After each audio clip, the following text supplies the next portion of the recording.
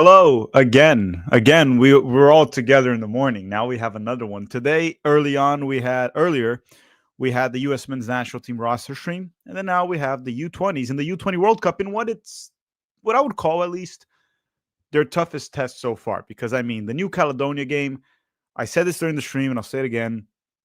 If our U17s played against New Caledonia, they would have won. Our U17s. I am pretty sure and pretty convinced of that.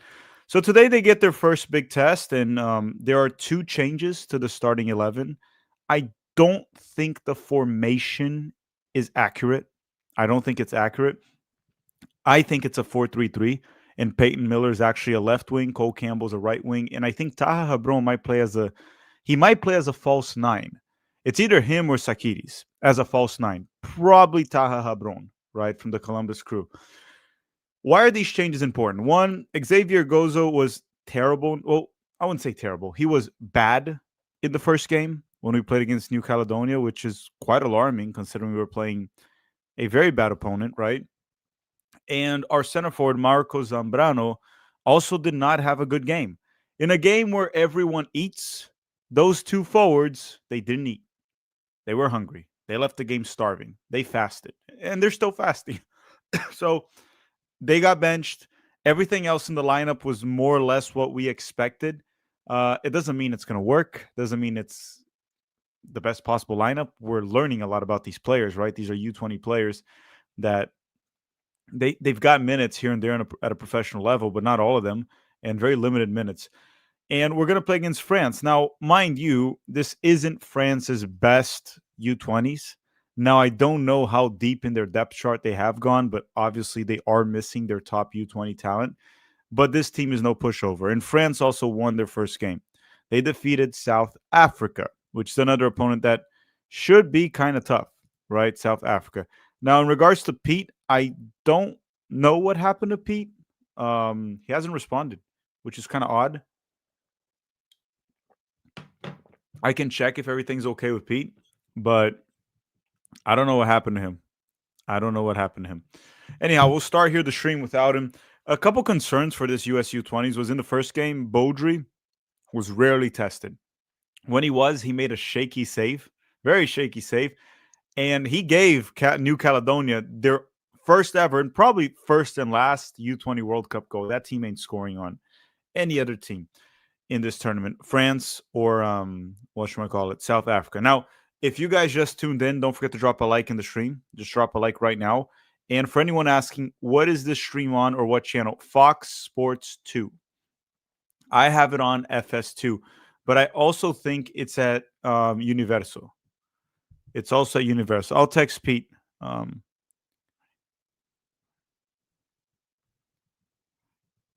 right, we'll see. We'll see if Pete's coming or not. I don't know what's going on with him. He should be fine. Relax, guys. Look, when someone's late, things happen or shit happens. Sometimes Pete has explosive diarrhea. It might just be another case of those. Stadium here at Chile completely empty. Not completely empty, but fairly empty. Zidane is playing. Ilyas Zidane. We have a Zidane playing. Definitely not the Zidane that we know. There you are. Thought you were stuck with the toilet. Explosive diarrhea. Way worse than a toilet, my friend. Way worse. Oh, goodness. What can be worse than the toilet? Some drama outside the house. We had a little bit of an incident this morning, but I'll tell you about it later. Did it involve toilets? It did not involve toilets, but involved a potential criminal doing something they shouldn't be doing.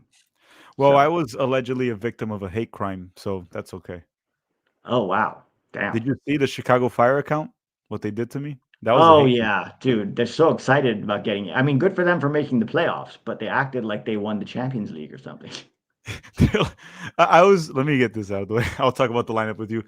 It was so funny because the way they were trolling, I was like, "Oh, these guys just won MLS, and they're literally shutting me down." It's like, and then I look at the table. It's like, guys, you're 8th place in your conference. Yeah, and 12th plays in the Supporter Shield standings. It's as if a team is like bragging about being mid-table in any normal league. But Yeah, it's like, West Ham being like, "We didn't get relegated." Ha ha. Yeah, Okay, 13th settle down. place. Yeah, the Chicago, because MLS has over half the teams that make the playoffs. The Chicago Fire managed to go from complete and utter dog shit to just a bad team. Yes, just a poor team. But good for them. I mean, Pete, two changes to the lineup, and I think it's exactly the lineup you mentioned last time because I don't think it's a 4-4-2. I think it's a Yep. 4-3-3. Taha, Habrono, Tsakiris are probably the false nine, and Peyton Miller's probably the left winger. Yes. Yeah, which is kind of what we wanted. I'm a little surprised Beaudry starts again after his mistake last time, but I guess we'll see how he does, right? You can make one bad mistake. How he responds will be important now. Yeah, and I mean Xavier Gozo and Zambrano were the two concerning ones in the first game because it was a game where everyone eats. So you expect that was the game where your center forward gets a hat trick, right? And Yes. I think Zambrano didn't have a shot on target. I don't think so either. Game just kicked off for me, by the way. Same here. I'm gonna put the score on screen. Also, I want to ask you one thing. I don't really know much about this French team. I did a quick dig into them to try to figure out what was going on. It's Yeah. definitely not their best U20s, but I don't know how deep they are into their depth chart. Mm, I'm not sure either, to be honest. Because I So mean, sure, we're not missing that many players, are we? two, really. I mean, we're missing coaching and Banks. So France, I can at least give you a few names that might help a few people, just so that we know who they're facing. Of course, this is going to be a bigger challenge than freaking New Caledonia. At Oh least these yeah, are a team of professional players. Desere Due, he turns 21 next year, so he was eligible. Due from PSG. yeah, Wilfred Zaire Emery from PSG was eligible. Lenny Yoro from Manchester United was eligible. Matthias Tell from Tottenham, that was with Bayern, was eligible. The central midfielder from Lille, Ayoub Bodi, was also eligible. There's some big heavy hitters here that are not here. yeah. This is I don't know probably how France's B team. they're saying this. No, guessing if they're missing 6, 7 players who are eligible but just not released because they're already playing at the senior level, then yeah, it's probably a B-ish team. But does it really matter? France is a talent factory, right? Like they produce talent after talent after talent, and how we match up to that will be interesting. No, I'm just adding the context that if we beat this France side, I just don't want to hear that we're better than France. That's all I'm saying. The No, of generation. course not. The generation, no. But this is an under 20 World Cup, right? Everybody's missing some players. Banks and Cochin would absolutely make this team better. There's no doubt about it in my mind, at least. Yeah. Oh, Mexico apparently is not really missing their players. No, they're one of the few, and they may not get out of that group. They tied both games. Yeah. Now they play Morocco, and Morocco actually defeated Spain and they defeated Brazil. So if they defeat Mexico, there's a decent amount of odds that Mexico will be out with Good Gilberto Moura points. balling out. Yeah, yeah, The only thing that sucks is at least with this U20, we don't have any prospect like a Gilberto Moura, right? A very exciting prospect that everyone's like keeping track of. Maybe the U17s, right? We might have one or two, but this one, nah. yeah. But here's my question: would you rather have one really exciting prospects or a lot of guys that could go on to be elite? Now, I'm not saying that under 20 team has that because I don't think that, to be clear. You, But I think there's something to be said about having your talent more evenly distributed throughout the team. So at least you're not like one amazing player and then a bunch of Nathan Harriels, you know? I will say one thing though. I do think soccer in America as a whole, U.S. soccer, that's the one thing we're missing to make this more mainstream in this country. The U.S. is Sure. missing that superstar player that is just killing it everywhere in Europe, best among the best in the world. Which the closest we have is Pulisic, but let's be real. Despite the incredible form, he's not anywhere close of being anywhere near the conversation of best player in the world or even top 10. Let's be honest. No, I think Uh, somewhere in top 20, maybe top with 20 the form, attackers yeah, with the with form this that form he's that at he's right in now. right now. Yeah. But if you have a Kylian Mbappe, a Messi, a Neymar, Haaland, these guys that are just killing it, that would make the mainstream media the big ones, right? Like the Stephen A. Smiths, the ESPNs, not the soccer media in the country that no one cares about. They Right. would talk about it. So if I am being honest with you, for the long term growth of the sport in this country, I would rather have like a Ballon d'Or contender, and the rest of the team can just be shit as it is. I just think that the problem with that is you might not go very far at a World Cup. So I What think what would have a better impact long term? The U.S. making it to the semifinals of a World Cup, or having a legitimate like Ballon d'Or winner with the influence of a Messi, Ronaldo that's American. okay, well if you're talking Messi, Ronaldo levels, then I think yeah, Or that's where drop, the drop to superstar. Neymar, drop to Neymar, then drop to Neymar. Neymar's fine. I mean, if we had a Neymar, or at least a PSG Neymar or a Barcelona Neymar, then yeah, I think that would be better in the long run. The problem is when you have to pass the ball to Patrick Agyemang, that would become a real problem. No, it would, but the overall train of thought of this is that, like, I mean, anyone that coaches it or coaches youth soccer or is involved in any way, shape, or form, the kids these days they seem to idolize more players than clubs. It's a bit weird. They'll Mm, hop around the clubs like, oh, Cristiano went to Juventus. All of a sudden, there's like 1 million new Juventus fans because Cristiano. mm. It's not like it used to be where people really just cared about the clubs. So I think if we want to grow the next generation into the U.S. men's national, because of course I'm exaggerating, but if we had a player like Messi playing for the U.S. national team, these kids would be buying, watching, attending games of the U.S. national team, regardless Here's of my him passing question to you. Let me put it this way: would you rather have three Christian Pulisic's or one Neymar? one Neymar. I'd rather have three Christian Pulisic's because I think it would make us a better team overall. He And you would. would He like if would. Christian Pulisic gets injured before the World Cup, that's really bad for us. No, no, you asked me which one I'd rather have. You didn't ask me why. For what? Right. Better Because of the team? growth, you're Three saying. Pulisic's would make us a better team. Not even about injuries. It's just like the players we have. If you put a Neymar, there's only so much he can do. Now, if you put three Pulisic's up top, they can interchange with each other. They can combine. Like it'll be much more dynamic. But if you're talking about kids idolizing this team, coming after and growing the popularity of the sport, I would say a player that could possibly win the Ballon d'Or would be better. As a team, we'd be better with three Pulisic's, no doubt. For sure. For sure. And I think we'd have a higher chance of making a semifinal of a World Cup with three Christian Pulisic's. Semifinal, yes, with a good supporting cast. Yeah, probably Yeah. we probably need like a Pulisic like level defender too with Chris Richards. Yeah. Yeah. And not have other injuries. Like A Rob has to be there, Dest has to be there. Jeff Serrano said, guys, Pete said 67. Everyone laugh. It's I think I said 6 or 7. yeah, we don't know. I But don't everyone in the understand this chat, Gen Alpha slang, this 67 stuff. I don't understand it. Someone I don't explain it. Someone explain it in the chat. What does it mean? all they say it's a meme, but I don't know what the meme is.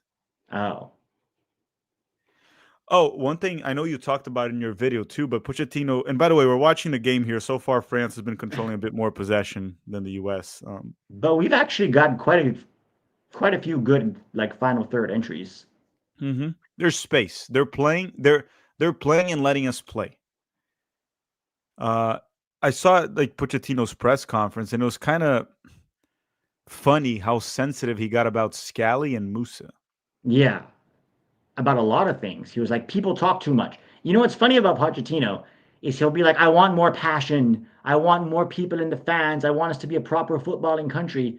And then when he faces a question that any normal journalist in any normal footballing country would ask, he goes, people talk too much, or you can debate with me. Maybe we should let social media pick the roster. It's normal to be like, what about these guys? Why are they not on the roster? And it wasn't even a critical question. It was a very normal, like, can you speak to Joe Scally and Yunus Musa and why they're not on the roster? And he was like, they're not Maradona or Pele or Messi. He's like, yeah, but neither is Roldan. No one was saying they were. He Neither is got so Pulisic. defensive. Neither is Yeah. Pulisic. Yes, he got so defensive about it. It's like, dude, just say whatever you think, the reason they're not there. And then he's like, I don't like talking to players. Like, I don't know. There was just a very strange, very defensive. It kind of feels like he's cracking up a little bit. Like, this is a guy who's starting to feel the pressure and is like taking it out on the most soft journalist core in the world. Yeah, he could have literally, it was a pretty simple question where he could have said it was a soccer decision. We don't Yeah, think they're at the level that we want or have the attributes that we believe. Now you may disagree with me, but that's my decision. But he started it'd be like, hard to justify when you're calling up Roldan, but sure. yeah, like Scally and Musa are not really players that were like, oh God, we really need them. They're gonna carry us to glory.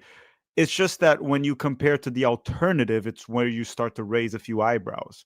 Yeah, So, for example, if Roldan was not there and Tyler was there, and then you look at the rest of the roster and Musa didn't make it, would you care?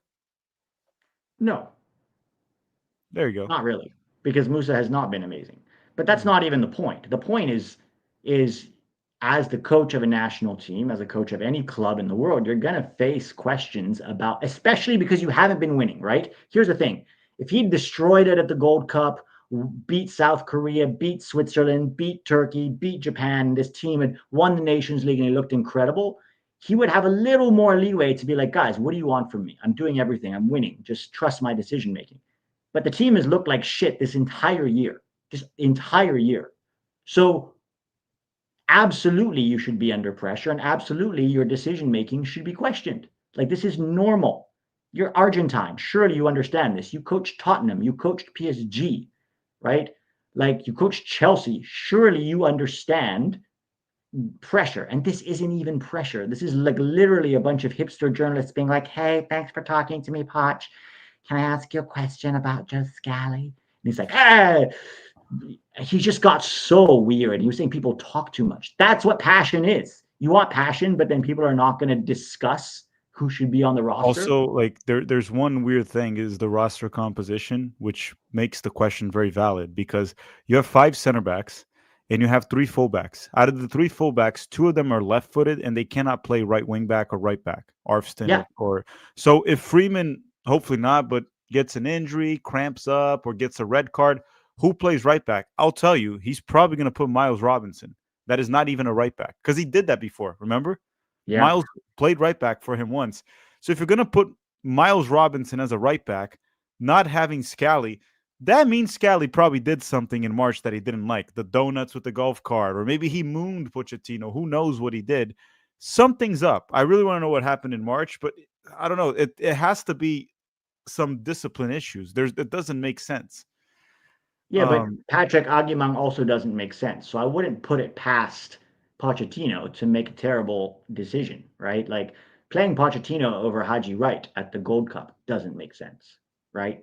And to be honest, calling up Aguimang over Sargent in this roster also doesn't really make sense. Now, we're not up in arms about it because Sargent's been underperforming anyways, but there's not even close between those two in terms of quality or talent, right?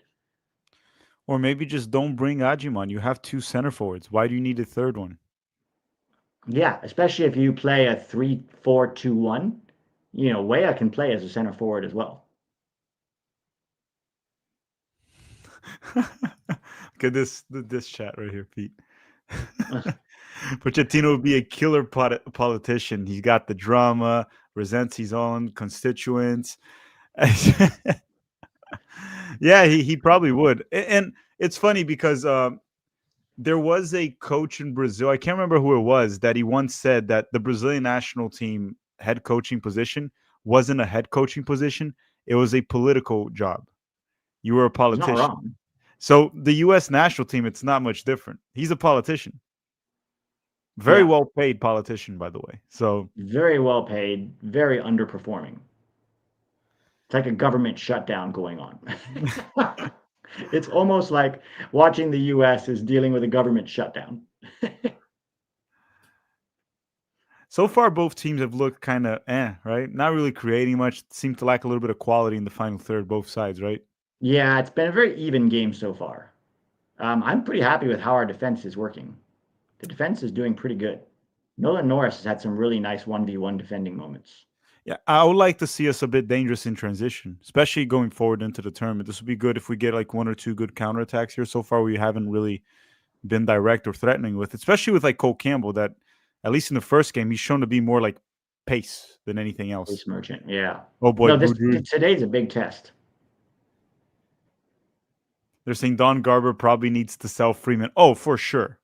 For sure. Oh yeah. They really tried to sell Arston and they only got 3 million offer for Middlesbrough, so he signed the new contract with Columbus Crew. 3 million. They probably just want him as a backup left back. Yeah, 3 million is up. But Tack, if he was starting for the French national team, it would be 20 million. Correct. If you're Yeah, good enough to start for the French national team, that will be at least your transfer value. probably more. Probably more. They But also they also didn't Tim Howard and Landon when they said that. It's so dumb. I don't even know who listens to that podcast anymore. They didn't even research Arston's age. He's like, if you're an up and coming 20-year-old left back, and he's like 24, yeah, turning he's 24. 24. He's not even young. Like Aguimang turns 25 next month. And the whole Gold Cup, we heard people go, he's young, he's young. It's like, no, he's not young. Oh, good idea. Good idea. Well, Agiman, according to Landon Donovan, his words, the clip is literally out there. I am not making this up. If he was a bit cleaner and more clinical in front of the goal, he'd be Yeah, starting for Barcelona. which is the dumbest thing I've ever heard anybody say. Yeah. And we lived through Greg. We have one player that can be a Barcelona backup, and that's Pulisic right now. Yeah, That's it. he'd be a rotational guy for Yes. Barca. And that's it. No one else. Also, Aguimang hasn't even scored a goal for Derby County, one of the worst teams in the championship. Like, what possessed them to think that his level was even close to Barcelona? Here's a good question from Drew Peterson. Drew, he's saying, why do y'all act like you know more about Ball or Hall? I guess it's a typo. He means Than ball. Tim Howard and Lyndon Donovan. So here's the question, Drew. By those standards that you're asking, first and foremost, that means you can never know more than someone that's actually done something. The second thing, that's you assuming that Lyndon Donovan and Tim Howard actually watch the game these days and they actually follow it, right? They were professional players and they were really good at what they did. Now, if you put us in the soccer field with them, I would expect them to be much better than us in every single category. Yeah. But here's the thing. You are assuming they keep track of these players. You are assuming they actually watch the game in an analytical way. Let me ask you this. Do you think Tim Howard and Lyndon Donovan know more than a Barcelona scout? Because guess what? Landon said that Ajima could essentially play for Barcelona if he was more clinical. Lyndon Donovan also said that Pulisic should go to the LA Galaxy. Yeah. Lyndon Donovan also has said that Landon and Howard, I don't even know which one said it. Lyndon Donovan and Howard also said that Arfston for Middlesbrough 3 million was disrespectful. But when you look at the transfer fees in the championship, 3 million is pretty on par with most Yeah. teams. They don't pay much more in the championship.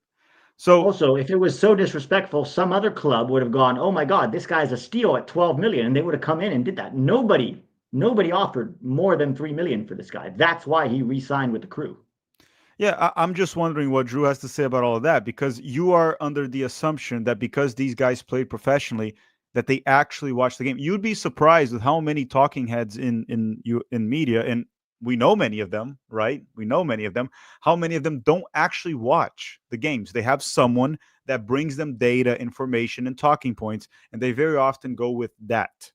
So the other thing to you, Drew, is here's the other thing to think about too.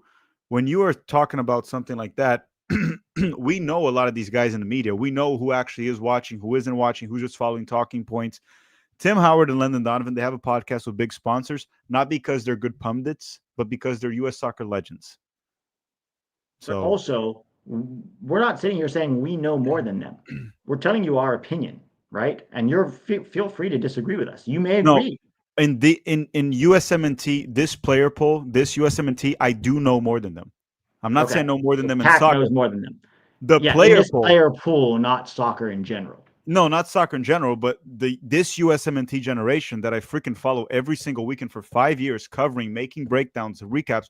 I absolutely know more of how they're performing than Donovan and Howard. We can do a live stream if you want with them, and you'll see that out of the top of my head, I know exactly how each player is doing, their age, where they're playing, when they moved. I don't think they know that. They didn't know Arfston's age. They didn't know Arfston's age. Yeah. Okay. So, which I mean, you say, oh, that doesn't matter when you know about soccer. Yeah. But like, that's just basic research you should have done because a player's age does matter, right? If Arfston is playing like he's playing when he's 18, that's an interesting prospect. If he's playing the way he's playing at 25, you're like, well, looks like this is his peak. So, nah, whatever. So it's just one of those where just listen to their podcast a little bit and you'll see, or don't. Um, Glendon also is the one that sold out for Mexico for money Yeah. for a bank that was actually discriminating against Yes. Hispanics. Yes. For a bank that was discriminating against Hispanic home buyers. It just And then kind he of tried shows. to call Carlos Bocanegra racist um, for calling him out on it. Yeah. And Steven Spot is saying, "How's the game? I'm at the airport to Seattle, so I can't tune in." So far, there's been literally no chance created from either side. Nolan Norris had a shot on goal that the keeper saved. It was from a tight angle. Yeah, but that wasn't. Other I would than say that, that's not it. dangerous, right? It was dangerous enough. It was in the box. It was a shot on target. I Outside of actually that, think we're playing quite well. We've limited France from doing anything. yeah, no. France holds the ball and does absolutely nothing. France actually right now, to my surprise, actually, I actually think ball, we've been the better team over these yeah, 20 ball minutes. possession's actually 50-50. I had the impression that France had it a bit more and just didn't do crap with it, but no, it's 50-50. No, we're playing well. I'm actually very happy with this opener. A little sloppy at times, like giving away counters, but we cover the counters pretty well. Let's go, Shakiris. Let's Baudry go. hasn't been tested Oh, though. good That's idea. right. No, Baudry's not been tested at all. That's a bit of a concern of like Baudry being tested in the game, but our field players so far much better. I do like the fact also that our coach decided to try Peyton Miller out wide in a false nine because he clearly saw Yeah. that Xavier Gozo and what's his name Zambrano just wouldn't cut it. Who's playing as the false Kramaski, nine? Is it Kramaski or Habru? it was Habrun for the most part, but now Habrun was a bit deeper for some reason. It was Habrun for the Maybe most they're part. Now rotating. it's Sakiris Maybe they. actually. Now it's like Yeah, so honestly, Habrun. between the three of them, they can all play that role. I think they're switching between Habrun and Nico Sakiris at the false nine because now Habrun was deeper. Now keep in mind this was one offensive. Oh my god, what a terrible cross from Cole Campbell! My goodness, that was actually a good play. If he could find Sakiris, that was a good play. You see, Oh, terrible cross. if he could have found Habrun with not Habrun, sorry, Sakiris with that, that That's a probably would have goal. been a finish, most likely. Yeah. Oh, that was a good run by Sakiris. Oh, not even close to him. Damn. Yeah, so Habrun is When the one Greenman playing. says, "Should I buy the meet and greet with Landon for the game in Austin next week?" Wait, you have to pay to meet Landon?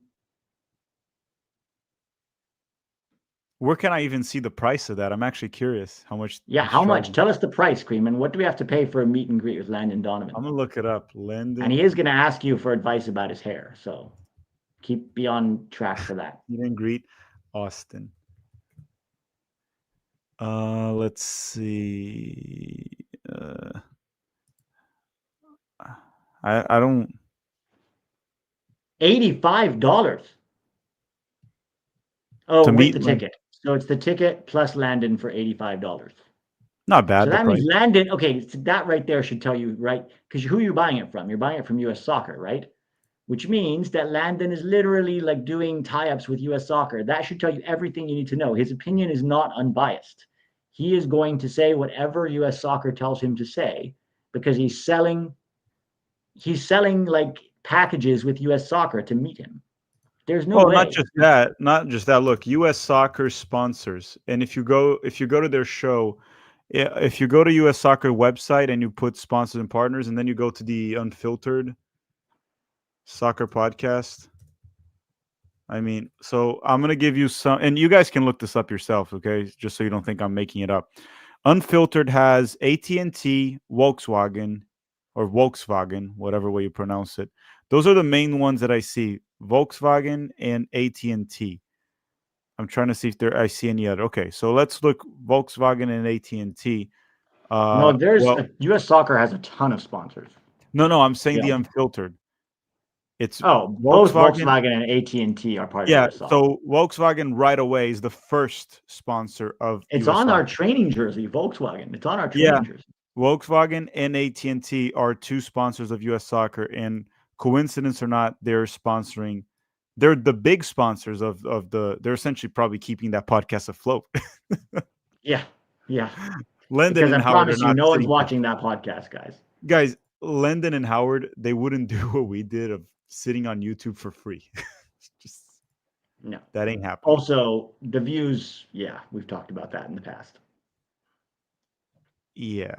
Why did FootMob mess with this? France has a very Yeah. dangerous free kick here. Yeah. Ball goes in. Cleared.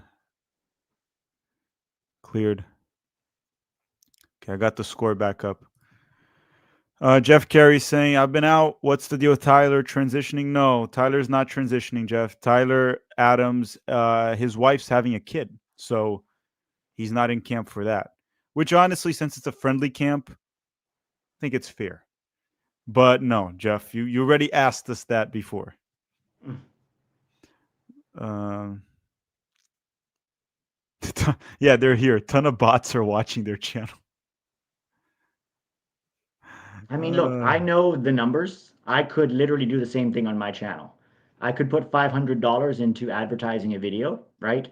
And what YouTube does is they play the video as an ad. So if you're watching a soccer video, an ad will pop up with the first 5 seconds of one of my videos. Okay. You have not clicked on it, you have not searched it out, but it will count that as a view. So if I pay enough money, it will show that to enough people on their videos. So tomorrow I'll have 150,000 views and I can go to a sponsor and say, look how successful my YouTube channel is. 150,000 people watch my videos. But that's not an accurate representation of anything. I mean, a So smart sponsor would ask for the real numbers, right? They can check that, but yeah, but most sponsors look at the metrics. They just look at basic metrics. well, yeah, I mean, a lot of these companies don't have the smartest people working with that specific function and role.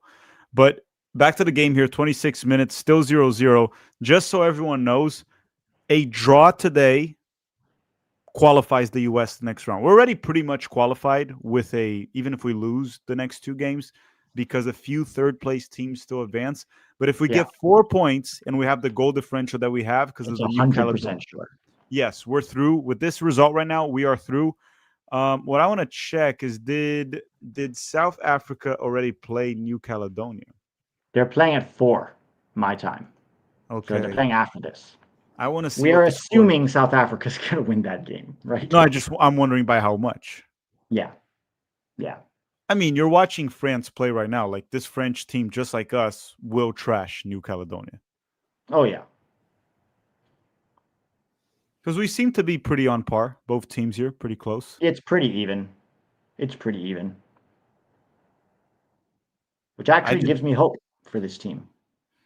We're yeah, also pressing very well. France is really struggling to build out of the back because the front three are pressing really nicely. be nice to get a win today. I know this is not France's A team, but beating France is always a good thing. Yeah. Also, just for the confidence of the group and the excitement for this under 20 team. They're saying Augsburg didn't release Noah Kai Banks. Yeah, that's probably the case, I'm assuming. I didn't see any official report on that, but it makes sense, right? He actually did even come off the bench this weekend for them. Yeah. Yeah, guys, keep in mind, besides Mexico, because they love to bring their best players to youth tournaments. Oh, US is coming through. Who did that pass? That was Peyton Miller. Very bad play there from Peyton Miller. I haven't liked Payne Miller so far in this tournament too. Even the first game when he came off the bench. No, but he's been better than Gozo, which isn't saying much. Yeah. No, it's just that there were people saying that he has elite potential before the tournament. No, I wouldn't say that. He is still under 17 eligible, though, which is interesting. Should just bring him to New both World England, Cups. honestly, New England are not in the playoffs. They should just release him for the under 17s.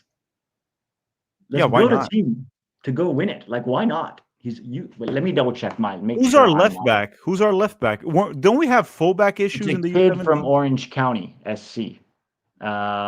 His name is. Hang on one second. I don't remember off. It's a Brazilian sounding last name, actually. Hang on. Peyton Miller. Age. Yeah, he's 17 years old, and he doesn't turn 18 until. Oh, it's now. Oh no, he turns 18. My bad. I was spreading misinformation. He is too old. He's 2 months too old. Yeah. So, and anyone that asked, I'm at minute 29:15, 29:16, 29:17, and it's still 0-0. France hasn't really done anything. Nothing so far in the game. No, no. I still think we've actually been slightly the better team. Pedro Guimarães is the left back for the under 17, who's Sounds definitely a very Brazilian. Portuguese or Brazilian, yeah. Pedro Yeah. Guimarães. He starts for Orange County, so he's getting pro experience, even though it's USL. Yeah, but at this age, USL is not easy. Unless you're like a superstar player, right? Yeah, It's better than MLS Next Pro. So, that is true. like, I'll tell you one thing. I don't know how Kevin Sullivan would do in USL. I don't think he would stand out as much as people think. No, I don't think so either. He's also doing well in MLS Next Pro, but he's not like destroying it. He has, I think, 6 goals and 5 assists all season long. Mathis Albert has 15 goal contributions in like 7 games. Yeah, so like USL for a player that's 16, 17, even maybe 18 if you're not like a super prospect, it's not a bad league to be in. No, if you're not ready for MLS, honestly, I think more MLS teams should loan out their players to USL. Actually, say Kevin is playing against like full adults, though, to be fair. Not really, No, actually. they're like 18, 19, 20. Basically the same age that Mathis Albert is playing Yeah, I against. think some MLS Next Pro teams might have some older guys, but again, imagine how bad those guys are to be playing at MLS Next Pro at age 22, 23. So, Yeah. no. This is a good question here from Green Great Bassin. Hey, Tack and Pete, who do you think are the best U.S. soccer journalists? So I'll give a little bit of my thoughts. And you're talking about journalists. You're not talking about pundits, right? Like I don't think you consider like a Hurt Gomez or Alexi Lala as a journalist, right? They're pundits, analysts.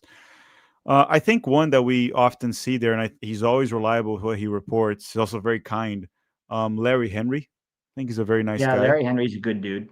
I He's a like good dude. Larry. Trying to think who else in terms of journalism.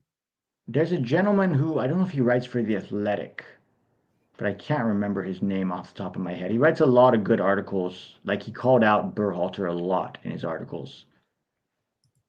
Lawrence, Um, Lawrence, yes. What's yeah, his first name? Let's I give think him it's some. Lawrence Dockery. Lawrence Dockery. Yeah, Lawrence Dockery does some really good stuff. Yeah, I think those are. It's like it's not really a matter of how much you agree or disagree with them. Those are a few that at least like you see their own opinion. They're nice people. Outside of that, what I see very often when it comes to journalists, and I get it why they do it. They're saying, "Oh, it didn't say no." Paul Tenorio, he's good for breaking news because he has access to them. The problem is when you break news, you kind of have to shill and have to say certain things a certain way of how people want. And Paul Tenorio, if you want Paul Tenorio as a breaking news guy, like Tom Bogert too, right? If you want like to be the first to know the news, those are your guys. But outside of that, when it comes to a little bit of having a bit more journalism, an analysis or something, opinion, no, Yeah. not not my cup of tea right there. All right, Tack. I'll see you at halftime. Hopefully, we get a goal. Would be nice. I think we're playing well enough to get it. Honestly, need to Yeah, be a little more incisive in the final third. So our decision making in the final third, or the execution, is letting us down a little bit. But we've definitely limited France for sure. yeah. I mean, it doesn't look like France is going to score if the game keeps going this way. So it looks like Yeah, if everything goes wrong, it's going to be 0-0, which is not the best result. It's not terrible. bad. Yeah. All right, I'll All see right. you in like 15 ish. And let me see the other question here. So then Dylan asks, who are your top USMNT pundits? I mean, I like Herc a lot. I like Herc. And remember, when we say like top pundits and all that, it's not like no one's endorsing saying they agree with everything they say. I just think Herc is good on camera, knows how to elaborate his points, has his own opinions, whether you like it or not, has his own opinions. Doesn't really shill. That's I think that's a pretty important thing when someone doesn't shill. So Herc would definitely be one that I would put at U.S. Soccer Pundits. Um, Trying to think. Sebastian Salazar, yeah, I haven't seen Seba for a while. Sebastian Salazar for a while because I used to see him with Herc at Football Americas. I don't know what's going on. Oh, shot from off. Oh, Peyton Miller. That was a weak shot from outside the box. We hit another shot on target though.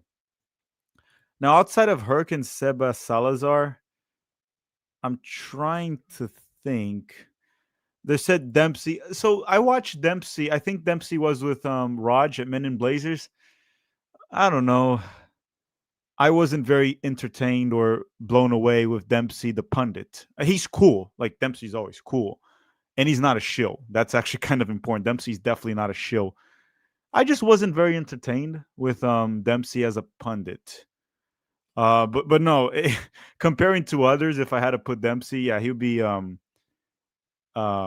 be up there. But wouldn't say I enjoy watching Dempsey too much. I'm trying to see Mo Edu. I haven't seen enough for Mo Edu, so I don't want to say anything bad or good about him. Um, Charlie, no, Charlie Davies. Uh, unless a lot changed with Charlie. I tried watching the In Soccer We Trust guys, um, but I didn't wasn't able to get into it too much. Gabe is saying, Tack, you don't seem too excited about potential prospects on this team. What do you think about Campbell Kramaski or if there's someone else with potential in this team? No, you are absolutely right. I think there are a lot of players in this team that have potential to contribute to the U.S. men's national team in the future, probably in the next cycle, not this cycle.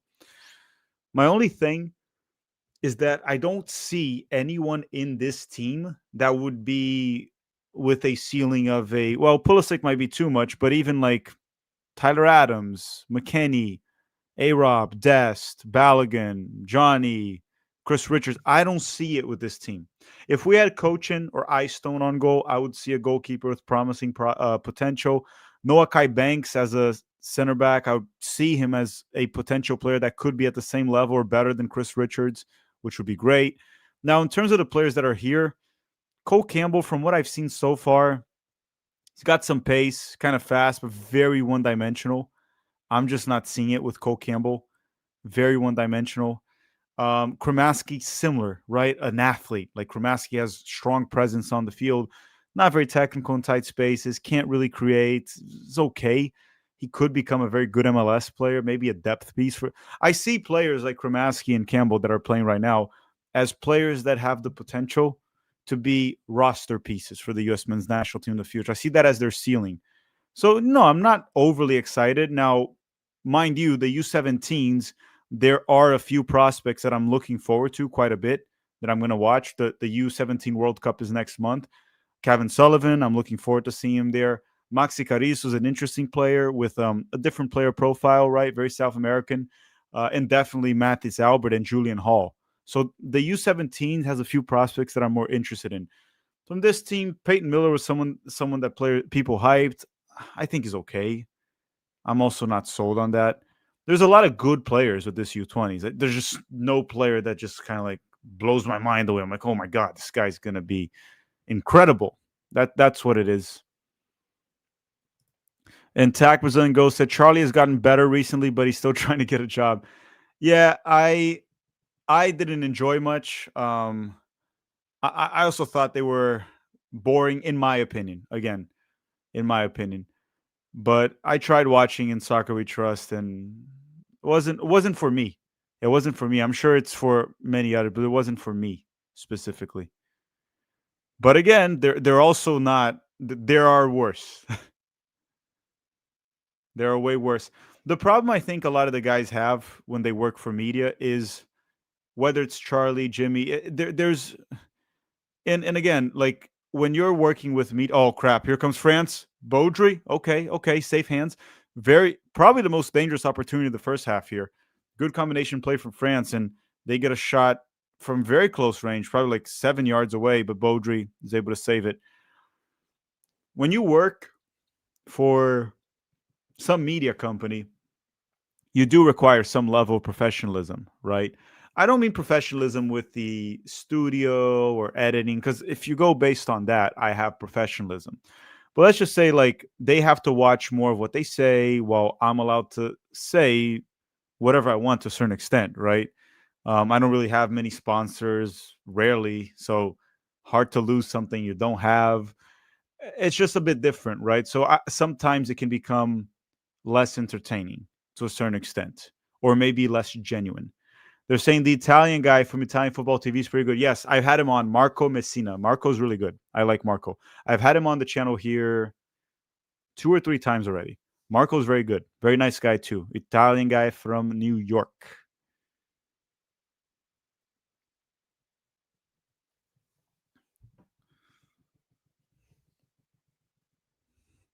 Okay, United States the ball. Josh Winder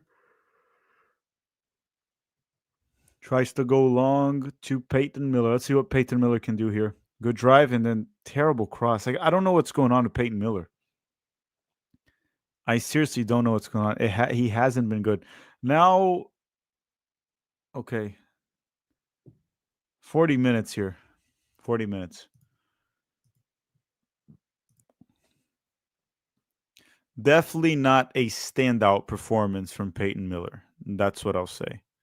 But overall, from the U.S., I would say positive first half so far. It'd be better if we had the lead, and we could have, but positive first half. We didn't really allow France to be a threat.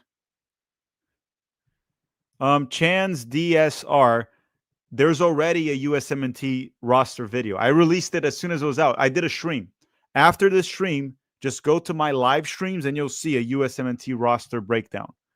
I released it as soon as the roster was out. You missed out. You don't have the notifications on, right? You just ratted yourself out. Now, make sure to drop a like, everyone, if you haven't already. Okay, if you haven't, make sure to drop a like. We have right now, we have only 92 likes. Are you guys serious? We had 500 people here, and we only have 93. Can we get to at least 200? Nabhuto, cancel the date for this chat. Did I make the right decision? You absolutely did. And I hope she understands. And I hope you guys have a great next date. Or not. Maybe it wasn't that important of a date. Was it that important of a date?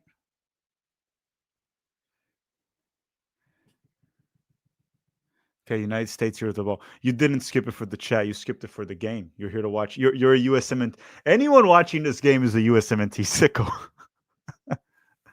You have to be a USMNT sicko to watch this game. Did you notice that we talk about, like you talked about Charlie and all these other channels? Is anyone else covering the U20s?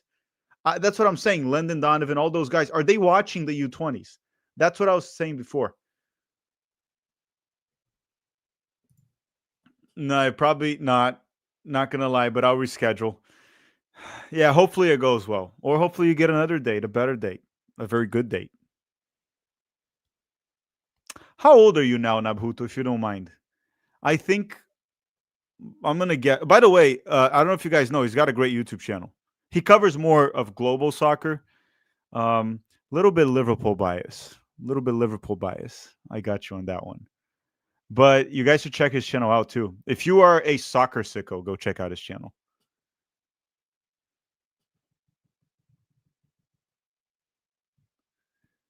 If you are watching the USMNT U20s, you're a soccer sicko. You're an ultra. You're a USMNT ultra. If you watch USA versus New Caledonia, guys, like this is the important thing about following the U20s. I didn't even know New Caledonia existed. I didn't know that was a real country until I watched the U20s. I also found out about the Fiji Islands when we played in the last World Cup, the U20 or U17. I don't remember. When you watch these youth World Cups, you find out about random countries you've never heard of. Never, ever heard of. Oh, you're 23. You're 23. Now, Hutu's 23. If you're 23, you got plenty of time. You'll get other dates. Even if this one doesn't work out, you're fine. You're 23. Uxia Game Central. Why hasn't Josh Winder broken into Benfica yet? Well, one, Benfica's a really good team, so it's not easy to break through. We don't know his level. Also, he's looking good today, looking fine today. We don't know his level. Benfica's very tough, right? I heard there were sorry. I heard there were also work permit issues with him in Portugal. That's one thing that I've heard too. Fumar Mota saying, I've been to Fiji. You've been to Fiji. Well, before that World Cup, do you guys remember when we played Fiji? Do you guys remember that? When we played them, as far as I knew, it was like a water bottle. There was like water from Fiji, which I don't believe it's actually from Fiji. It's probably fake advertisement because it's definitely why would you bring water all the way from there? We have water here.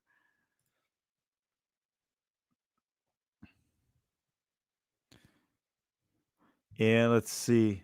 Palmeiras with the W yesterday. Yes. Yes. Palmeiras won yesterday against Vasco da Gama in Brazil. They're fighting for the trophy with Flamengo. US tries to go long. Who did? Oh, good move. Oh, good move from Sakiris. Great move from Sakiris. This could be dangerous. Oh, shot got blocked. Ooh, we almost scored. What a brilliant play from Nico Sakiris. And then I think it was Westfield that tried to get a shot up. But what a move from Sakiris. Good spin. When he tried to cross, it got blocked. No, was it Westfield? Yeah, I think it was Westfield that got blocked.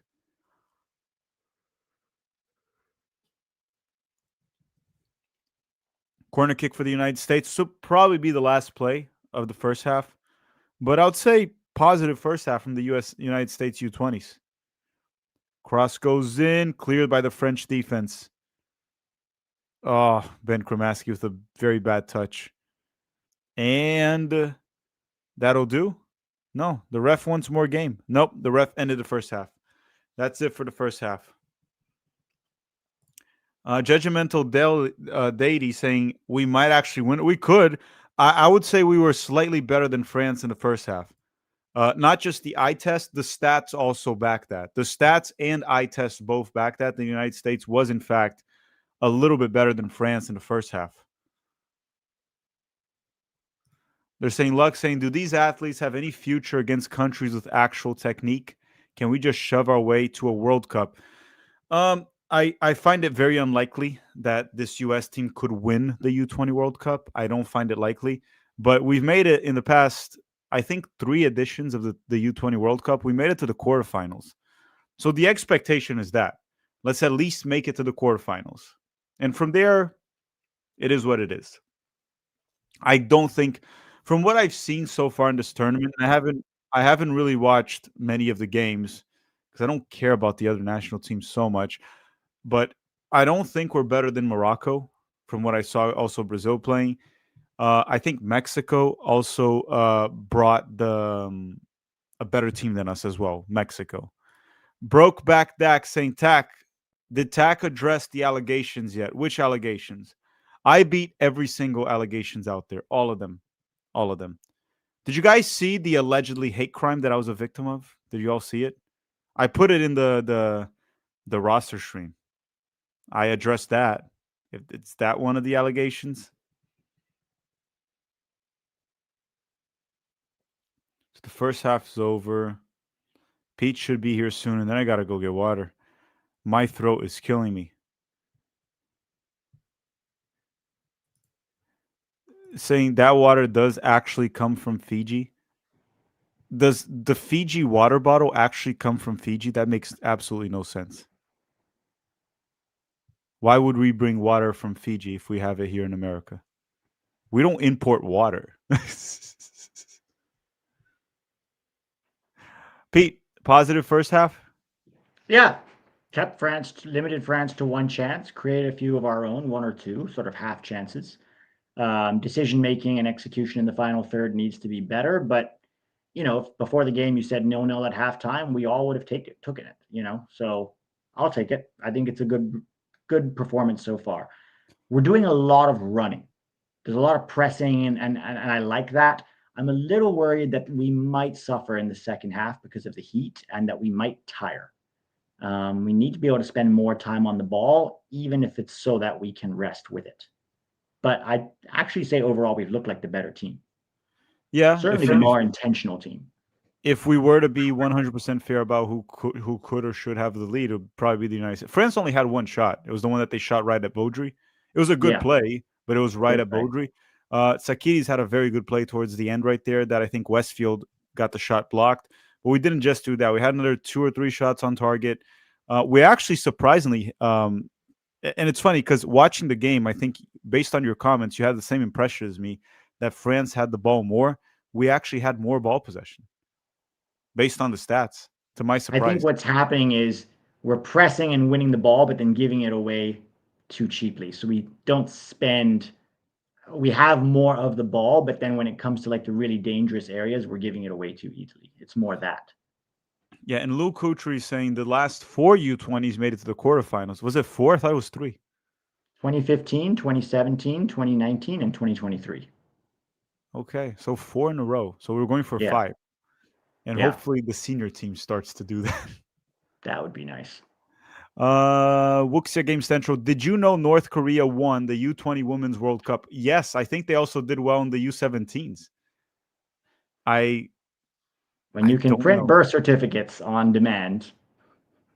Well, but even so, it's impressive that they're developing women soccer players. They're probably forcing them to play. That might be something, but um, good for them. I saw that North Korea was becoming a women's soccer powerhouse, which is pretty I funny. think they have to do it at the senior level in order to convince me. Because with youth tournaments, with a regime like North Korea, don't expect them to be honest about players' ages. I'll just say that.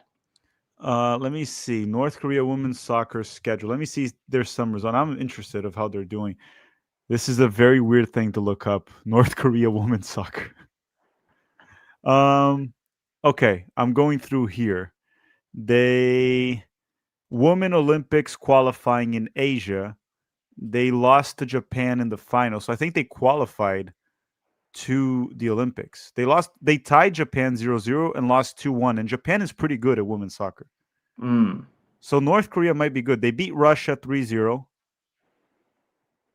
They beat Tajikistan 10-0. then.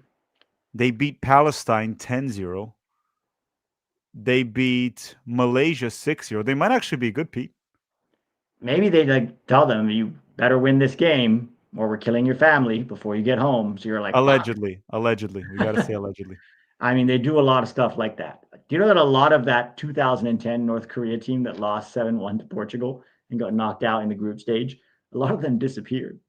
I didn't know about that. I did not know about that. A lot of But them are somehow missing. they beat South Korea 4-1.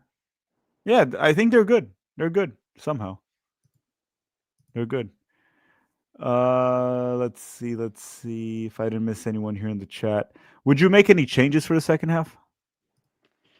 Not really, because if you look at our bench, it's like who you're going to bring on Zambrano, Luke No. Brennan. I don't really see maybe Pedro Soma, but that's more of a defensive change. And Brooklyn Reigns has been playing really well. We only have 2 attackers on the bench. This is the problem. This roster construction was very bereft of good quality attackers. And it's not like he didn't call any out. This is where I think Mathis Albert could actually have played at this level. Yeah, Julian Hall is another one. We just don't know if he would have been released, right? But he's another one. I mean, Um, yeah, he may not have been released. Now, Red Bulls ain't making the playoffs for sure. They're out. So it's like, damn, dude. Manny B saying, "Hey Pete, Tack, how's the game?" So Manny, the game we kind of talked about it for a bit.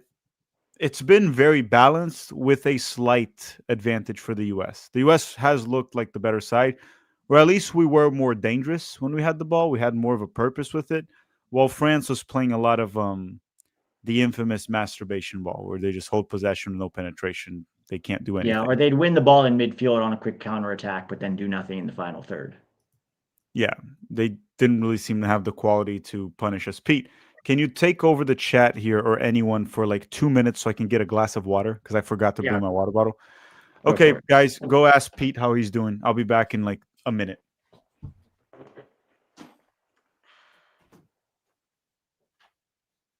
So we're talking about the U.S. women, I see. This is a great point by E. Bailey. I can't put it up because I'm not admin on the stream. Yes, the world caught up because they're using some of the massive resources on the men's side to support the women's game. You can only get so good using college resources. Yeah, I agree with this, actually. The U.S. is still very, very good. But the problem is now that the reason we were very, very good is because all these other like global teams, a lot of them weren't taking women's football seriously. And now a lot of them are from the youth levels. So they're developing Spain, Germany, the England, the Netherlands. They are doing a lot better. And I think if we're not careful, they could overtake us in the game soon, soon. And not just them, Japan as well, Brazil. There's lots of teams that were already good, but are now really taking their women's soccer seriously. And, the way we do development in this country is still not great. And that applies to the women too. So we have to be very, very careful. I think we're still okay for now, but like 5 years from now, I think we could be very easily overtaken if we're not careful.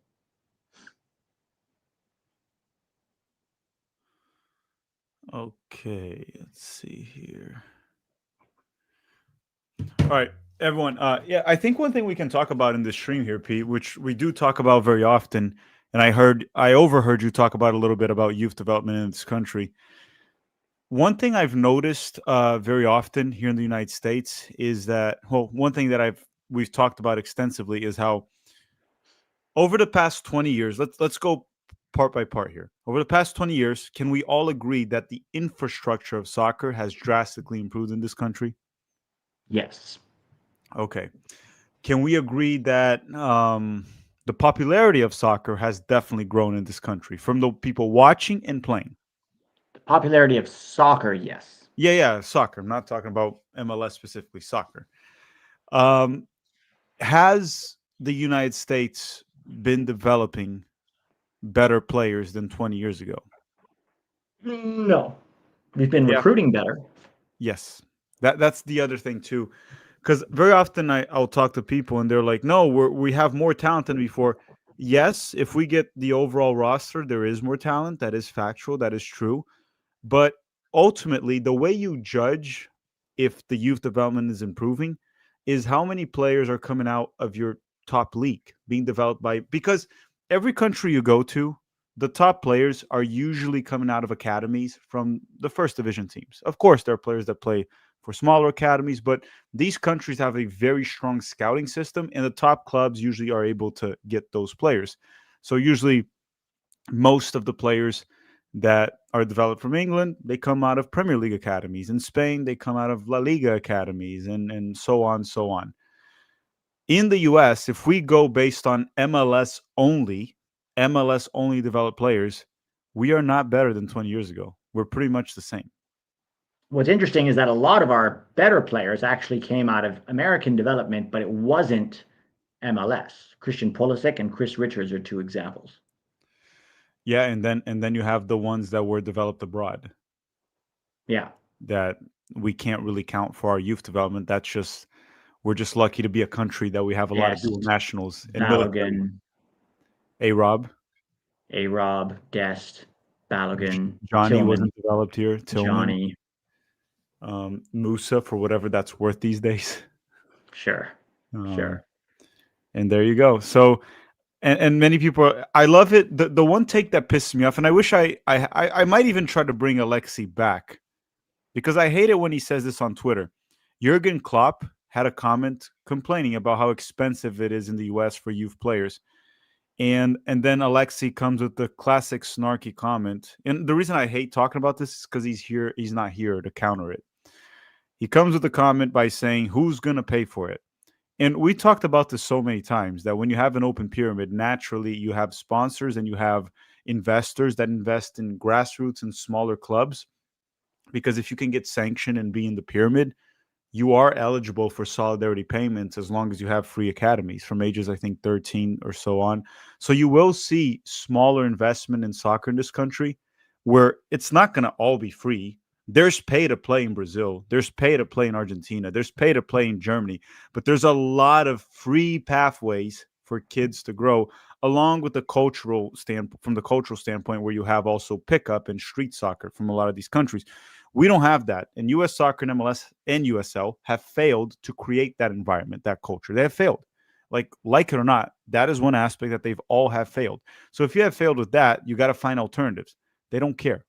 As long as they're making money and keeping it big enough to make money, small enough to not lose control. That's how soccer is operated in this country. So, is it going to change? Probably not. We keep talking about this. We keep talking about this, but we're just two guys on YouTube. We can't really do much outside of complain about it. That's all I have to say about this. And you see with the national team, like I'm happy of how we're performing, and I'm happy that we're going toe to toe with France, arguably even better. But we talked about before the stream, if France had their best U20s, like we mostly have our best U20s, we would probably be getting trashed. We're Yeah, talking we about probably would. yeah, we're talking about a player that plays for Tottenham. We're talking about a player that just won the Champions League as a starter. We're Yeah, talking about the midfielder from Lille that is a good champion. That's a team in the Champions League, right? Good French team, and many yeah. others, right? So they would change the whole starting 11. Well, if we added our best, I guess we're missing Noah Kai Banks and Diego Cochin. There's Yeah. only so much those two can do. But you made a really good point about solidarity payments, right? For example, DeAndre Yedlin came from Crossfire Premier, and I bring him up specifically because it was actually a court case. Crossfire Premier developed DeAndre Yedlin, and he joined Seattle's academy later. So who's really responsible for developing DeAndre Yedlin, right? Even though he's not an amazing player, but then he got transferred for $5 million to Europe. Crossfire would have been due about $600,000, and for a small club, that's an amazing income every year, right? But they didn't get that because the US does not honor solidarity payments like the rest of the world does, right? This is a really important part of your player development pathway because now what you're doing, you're incentivizing clubs not to win because right now they have financial incentive to win. If you win, parents think you're better, parents want to win, so they're going to put their kid next year in your academy. So you're incentivizing them to win, not to develop players, okay? Now, what you're essentially saying is, how do you stay financially afloat as a youth soccer club?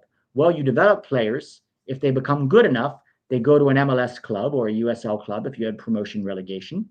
And then when they sell them on, right, to a big club in Europe for 20 million, 25 million, now you're getting 2, 3 million in solidarity payments. Okay. That is a big, big part of the pyramid of development around the world. But because we don't do that, the incentive for soccer clubs is not there to develop good players because there's no financial incentive. You financially incentivize them to win because that's how they can stay afloat as a club. So if it would completely change the dynamic if you had promotion relegation, where, for example, a club like Orange County SC, although they're pretty good at youth development, would be more incentivized to be developing players instead of just trying to win at the youth levels. Because if they're good enough to play for Orange County, great. And then maybe some European club buys them straight from Orange County, right? That would be happening all over the country. How many USL teams are there? Like 75? That's already a huge improvement on the 30 that we have now. So now you talk about having 100 something clubs all over the country that are really focused on finding and developing the best players. And then there would be, like I said, there's little youth clubs that would want the same thing. Yeah, but that's the structure of U.S. soccer. Oh, by the way, wait 1 second. Second half just started, Pete. All right, no changes. No, not well. At least not from the U.S. I looking at the players, they look the same. Jeff Carey, chat. Who's the hottest female and male USA soccer players? Okay, you guys can argue that in the chat. I'll leave it up here, and they can fight of who's the hottest female male U.S. soccer So player hottest right is a now. very subjective thing, right? Because everyone has different versions of hot. Yeah, let them fight. Let them fight. I wonder, Jeff, why don't you tell us out yours? I Yeah, want to what are hear. yours, Jeff? If I you're want going to to hear ask that Jeff. question, you've got to start with your opinion. Yes, Jeff, give us your answer. That's what we want to hear. It'll probably be the most interesting one, actually. I have to say, Nolan Norris and Frankie Westfield have both been really good defensively when they've been caught in 1v1 situations with the French wingers. Like defensively, I have no complaints with this team so far.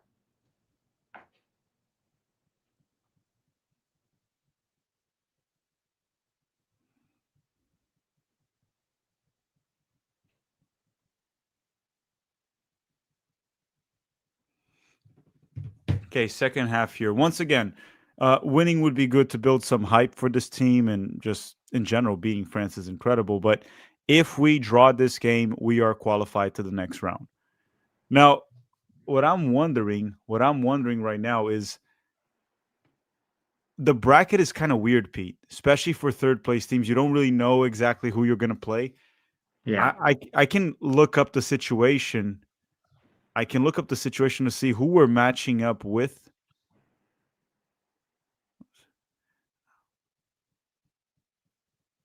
Pretend we're second. Pretend we get second. I think second is quite realistic for this group. Unless we lose to France, then it might be harder to get second. Well, I can get the bracket up here. U-20 World Cup. Okay. Okay, guys, give me one sec. I'm going to pull up the bracket. So, okay. So if we are Group E, let me actually put this on screen so everyone can follow along. It might be better. The game's going on here. You can pay attention to game, Pete, and keep me post Yeah, something I'm happens. watching. We had a good So, cross. We now have a corner from that cross. Oh, no? no, no, no, no. So we're Group E. United States is Group E. If we go to the bracket, okay, Group E, let's see. Runners up of Group E will face the winner of Group F. So if we finish in second, we will face the winner of Group F. That Could can be be Colombia. Colombia, Norway, Saudi Arabia, Nigeria. Probably between Colombia and Norway, right? They beat the Yeah. other opponents in the first one. So that means we'll face Norway or Colombia. Dude, beatable opponents, I would say. Yeah. Beatable for sure. Beatable opponent. Now, if we finish first of Group E, right? That was ours. First of winners of Group E. Winners of Group E. Where's winners of Group E? Right down there. Okay, here. They Runners play up of runners Group up D. Group D. Group D is Argentina, Italy, Cuba, and Australia. So it looks like we would probably play Italy Yeah. if things hold. Yeah. Um, they're not the Italy that they used to be. So I would assume probably a beatable opponent as well, even though I haven't really watched Italy this edition. Now, if we finish in third place, it really depends on this table right here, where we finish in third to know who we're going to play. So it's kind of irrelevant to look at that right now because we won't really know. So it looks like it's between Italy, Colombia, Norway that we will face as long as we finish in second or first.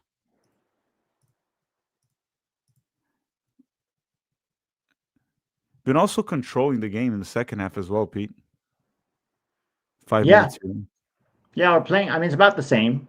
We're controlling the game. We've had two good cutbacks that didn't, I mean, two good cutback opportunities where we cut it back from zone 14, but there wasn't enough power on it and it was cut out. So we're getting into the final third. It's again that execution in the final third. I don't know why we're pumping in long balls. We don't have a target man. I guess France is putting us under some pressure too, so it is better to do that. If you're going to pump in long balls, though, you have to make sure to step up and win the second ball, and we're not doing that. We're pumping in long balls. France wins the first ball. As that ball is being played, you need to have your midfield step up and try to win that second ball, and we're not doing a great job at that right now. Among USMNT, friendly reminder that there is a Discord server for Tactical Manager. Everyone is welcome to join. Talk footy there. Draw not bad to France. Yeah, everyone, the Discord is down in the description. I like I said, I don't know how to use Discord very often. I don't really go there, but I heard many of you do, and you all enjoy it very much. So go join it. It's a nice little soccer community that we have to bring everyone together. France now with the ball, and we quickly recover. France's look kind of abysmal here, actually, in the second half, the first 6 minutes. They look tired too. The center back just now looked exhausted dribbling into space. He's like, oh, this is a lot of running for me. This American is making it very difficult for us, huh? Are these French players even playing professionally? Some of them are. That guy is playing for Monaco, isn't he? The what's his name? Pull it up. Pull up the lineup. Here. What's his name? Pull it up a little more. This guy is being covered by the super chat. His name. Oh, sorry. Let me get the super chat out of the way. Mikal. Mikal plays for Monaco. Let me see how many minutes he's gotten this season. Or you can Yeah, like check it up there. I've watched Monaco. I haven't seen this guy play. But he's playing professionally for them. Like he's not in their academy, I don't think. Average Joe's asking Pete Tack, have you guys ever considered coaching at the youth level, getting the badges? We have coached at the youth level. I mean, I Yeah. worked for the Orlando City Soccer School, the first one in Orlando, actually. And I got the first whatever license they required at the time, which was very stupid, by the way. Yeah, Um, I've got my D license and I've got a degree in coaching from the UK, which they make you basically go through the UEFA B license course. So you don't get the badge, but you basically go through the exact same course. Not that yeah, it matters that much, to be honest. yeah, we're not like that guy Jake Landau that had every single license possible in the world. He got Or even more licenses. allegedly. Allegedly. No, he did. He had more licenses than Jurgen Klopp. Even he He talked. never had the UEFA B, I Remember, he can would claim. open the videos just saying, "Hi, I have these lights." Like, dude, no I'm a one cares. UEFA licensed coach, Like, no and one I've cares, dude. decided that Jesus Ferreira is incredible and Greg Berhalter's a genius.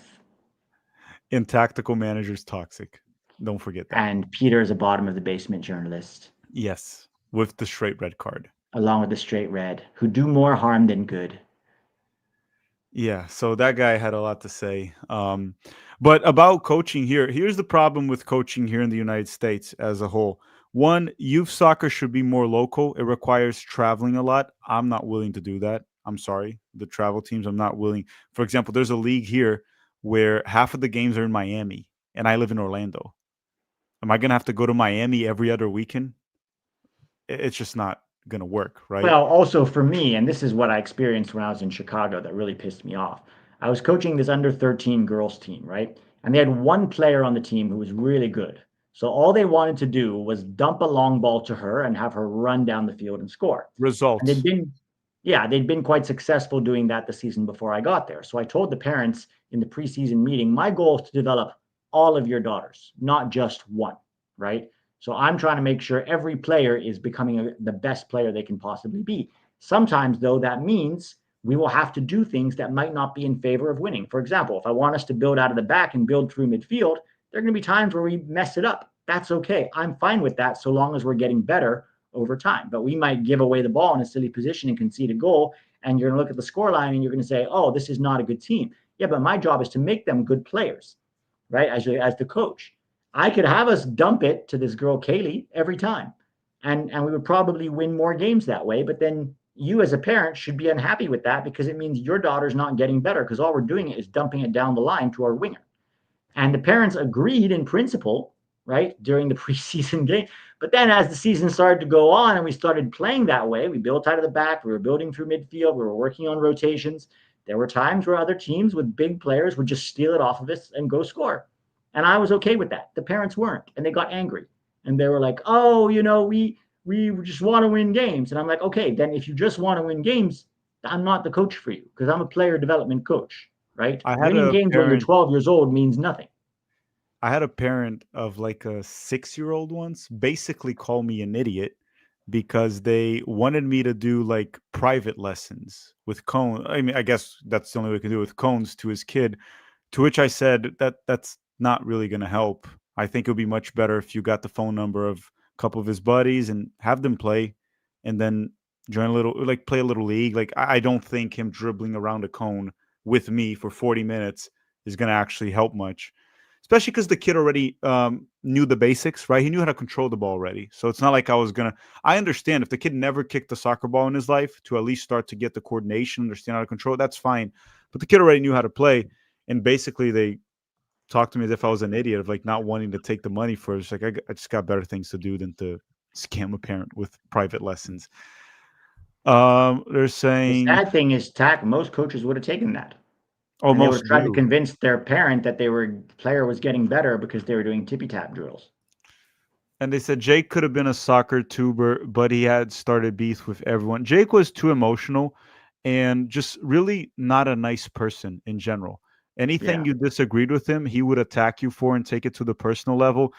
When he had no followers at all, I think Pete did as well. We both went to his channel just to help him build an audience because most of the time when we have time, we go to anyone's channel. So people that already watch us can go watch them, and if you enjoy his channel, you can stick around. And he treated us after as if we had the obligation to always collab with him, and just kept annoying. And obviously we didn't have time, we have our own shit to take care of.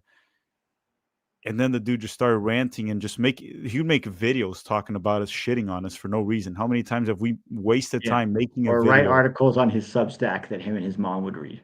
Yeah, it's just like, I don't know what was wrong with him. Probably something mental that he probably should look after himself. But it was just very bizarre behavior that I never really understood, because we never really had like a beef of like attacking. And even like in terms of collabs, how many times do me and Pete collab outside of camp? We go like sometimes 2 months, just like each one making their own We've also content. been working together since 2020, like almost since the beginning of our channels, right? It's been a good like partnership. And we've Well, always, both of us went to Jake's channel to try to help him out when he had nothing, when he had no followers. And he seemed very nice at the time. And I was like, this is a good guy. I'm looking forward to like seeing how he does. But then I think maybe he didn't have quite as much success as he wanted, and that made him a little bit jealous. And so he resorted to attacking us, and not just us, straight red. He pretty much attacked everybody, you know? yeah, and Straight Red I think had them on too. Yeah. So Saying, he wait, just kind of resorted to Jake's attacking not people Yank and calling Report. everyone Jake toxic. was not Yank Report. No, No, that's Sam. that was Sam. Sam was a good guy. He never really attacked anyone. I just don't know if that would like this is what he wanted in the long term. Yeah, Sam's fine. We've met Sam many times. Jake, I don't know. I don't really know what's going on in that guy's head, but he had some issues, and he was just angry at everyone, lashing out on everyone for absolutely no reason. And ultimately, I think he eventually found out that people get tired of that. Yeah. Let's see. TB saying Pete sounds like Ruben Amorim of girls soccer. Yeah, because it's not Manchester United. It's literally U-12 girls soccer in suburban Illinois. My job is to develop players, not win games.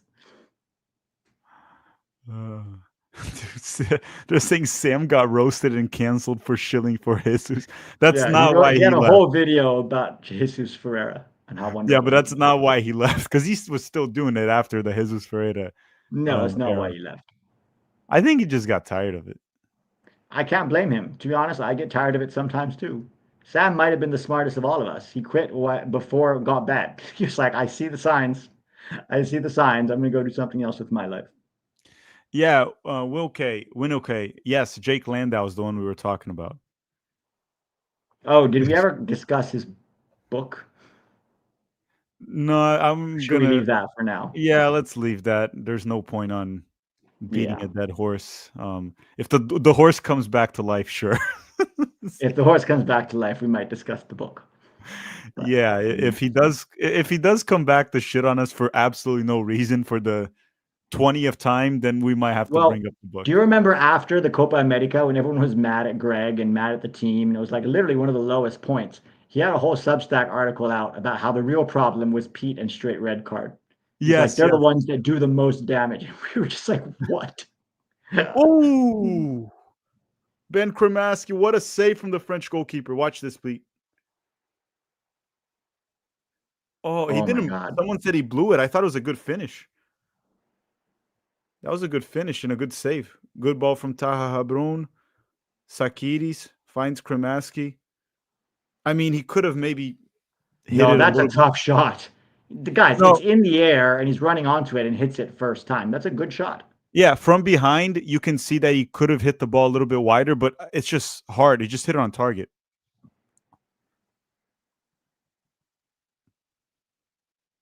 Zakiris has been really good today. He's set up a lot of our best chances. Yeah, he did. Looked sharp on the ball, very physical. Ooh, a header. Oh my God, we almost scored off a header too. Damn. Oh, oh, we got to We need to win get this. a goal. I think we deserve the win here, Zach. We've created the better chances. We've looked like the better team. Winning this would be nice. There is an argument, though, that finishing second would actually be better because then you won't face Italy. I don't know how good Italy is. Oof. Damn, They're that saying, was close. oh, this is another one that's funny. Oh God, Eli Lesser's just outright annoying. Eli's an interesting one because I've met Eli before. In person, he's fine. He's not as annoying as the shorts. But Eli is a funny one because he did a allegedly paid ad for a Lyndon Donovan podcast. You guys can we showed the video before where he uses essentially me and Pete to tries to, which I don't care if people shit on us, but dude, if you're trying to portray to be my friend, don't freaking shit on me and get paid for it like an ad. Like be real, right? Be real about it. And he could go on and say that he didn't get paid or whatever. Maybe he didn't. If he didn't get paid, then it's just plain stupidity because pretty much doing the advertisement of the Donovan in what's his name, Tim Howard podcast. But I'm just done with Eli, dude. It was. I think Eli, from what I've noticed with all of that, is that he's a very fake person. That's the way I'll put it. In terms of personal Josh relationships. Gregg, stop spamming. He's spamming goal like every chat. Yeah, stop. There was no goal. I'm ahead of everyone. There's no goal. Josh, if you don't stop, we'll have to ban you because you're ruining the chat for people. They're saying Mako. No, Mako's fine. Mako's Mako's great. fine. Yeah, Mako is fine. I have nothing bad to say about Maxwell besides the fact that he's an Arsenal fan, which doesn't really make sense to me. That's the only thing I can really push against the guy. Man, we need a score. I really want to win this game now. We've played well enough to win it. I feel like we deserve the win here. France has created that one chance in the first half. That's it. They've created nothing. Our defense has been rock solid today. And even so, the chance. I mean, if Beaudry let that in, like I'll just tell him, get him out of the game. Don't play him again. Yeah. All right, dude. I think it's time to ban Josh Gregg. He keeps doing it. Yeah, It's nonstop. Josh Gregg, put user on timeout. Okay. I thought the mods would have done it by now. Wuxia Game Central. Remember that Men in Blazers would be nothing without Jake? Did he say that? I don't know if he said that exactly. I didn't watch a lot of his videos, but he did seem to have a lot of beef with Men in Blazers after they hired him and he went to work for them and then left. I think they're fine without him. I think they were doing okay before him, and I think they'll be okay without him. Yeah. I think Men in Blazers has survived the post Jake era. Yeah. Oh wait, VAR. VAR for what? A foul on Westfield.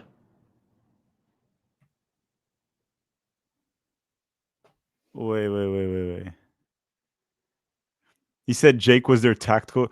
He was I think He was for their Men in Blazers. editor. He was the editor, yeah. He was the editor Yeah. for Men in Blazers. They hired him to be the editor there. Yeah, But then they're he supposed to left. be their editor. And I think maybe they promised him that he would be on camera at some point, and then he realized he wouldn't. And I think he might have gotten bitter, but I don't know all the details. Yeah, Could he be was a an red employee. card. Could be a red card for France, dude. That's what they could be. Was that in the box? No, but he pushed his face. You can't push a player straight in the face. Look at that. He almost snapped his neck from the chin Yeah, up. I don't know if they're gonna give a red for that. Can he give a yellow now that he's reviewing it? He can, I'm right? not sure. He can, I think. It should be He at might least a go. yellow. Yeah, he might go for the yellow. But yeah, it's a foul for a card. Definitely a foul.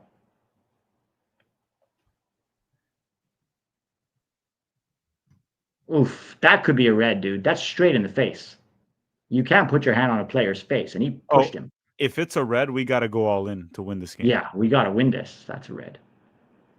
Let's see what the ref's gonna say. Why is he making it so dramatic? Just say it.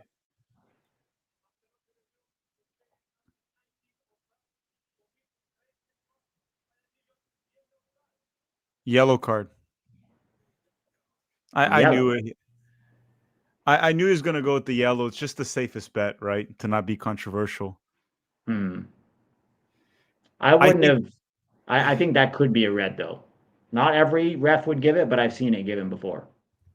no, it wouldn't be crazy of a red, but it would be crazy. I would say this: the craziest thing would have been to not give a single card. Yeah. And the game is on Fox Sports 2. Anyone asking there in the chat, it's Fox Sports 2. Oh, again, goalkeeper comes off and gets out. We should still go all in. France No, we looks need to win this. horrible in We the should second half. really try to win this. All right, Jack. I'm gonna see you guys in the post game. See you in like 25 to 30 minutes. See you soon, Pete. Yeah. Here comes the United States. Taha Brun.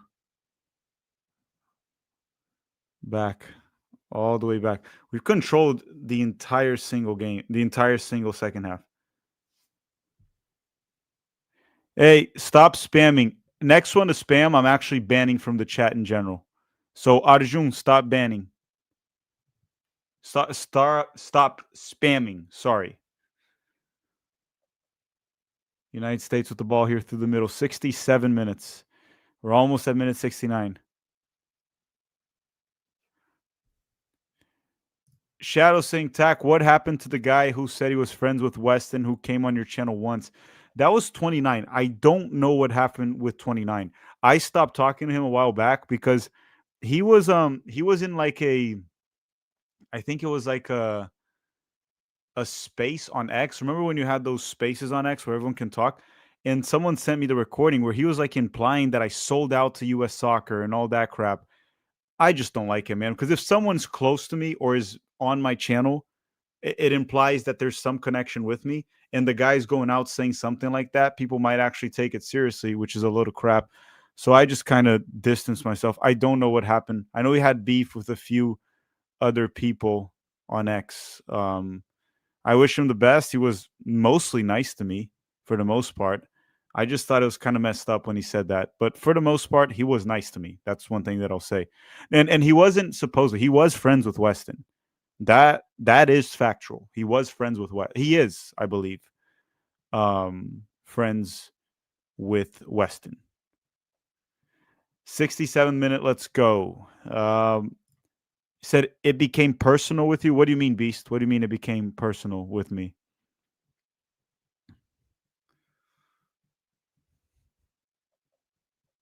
I don't really take things personally to the sense that I'll never talk to the person again. It's just that depending on how things go, sometimes it's better to distance yourself. Um,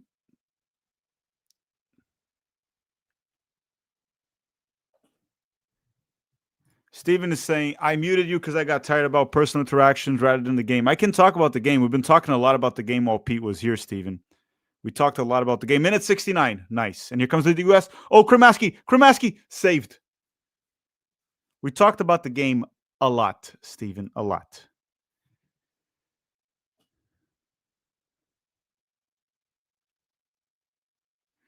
Had another good chance here with Kremaski. The through ball.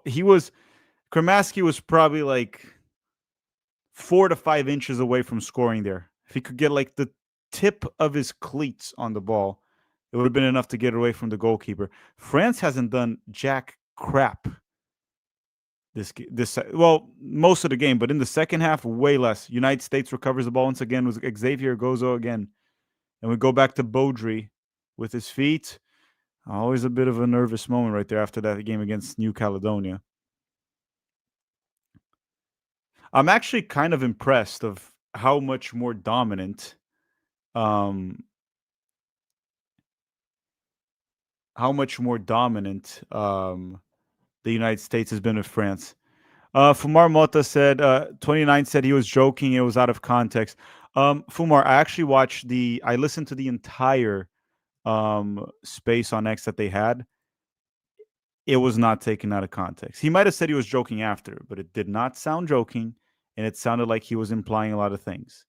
Now, he might have been joking, sure, but it wasn't taken out of context. I heard most of the conversation. And what he said was not very nice. It was not very nice to say that. United States here with the ball again. France trying to take. Okay, this could be dangerous. 4 against 4. Here comes France. It would be very unfair if France scored. We have been better. Shot. Baudry. Oh my God, Baudry. What was that? Baudry is very shaky. That was a save, but it was a freaking weird ass save.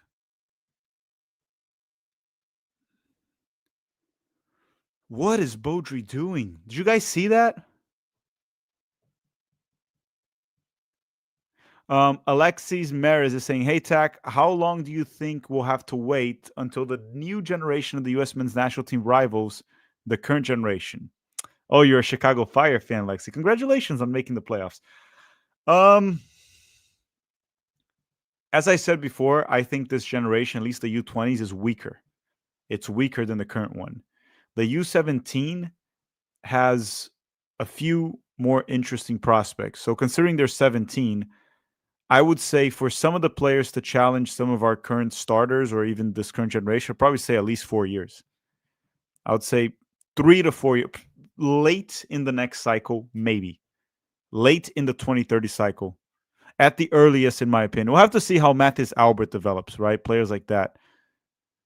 But I would say probably 2028, 2029. 2028, 2029 would be where I would say that they can possibly challenge for it. Right now, it's still very far.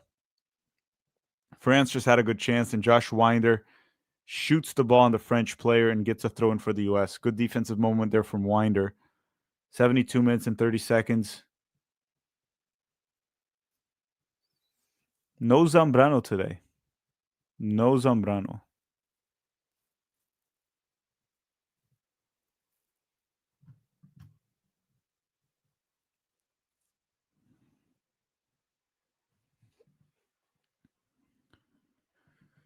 Okay, now France has the ball. Now, in the second half here, looking at the stats, let me give it a look.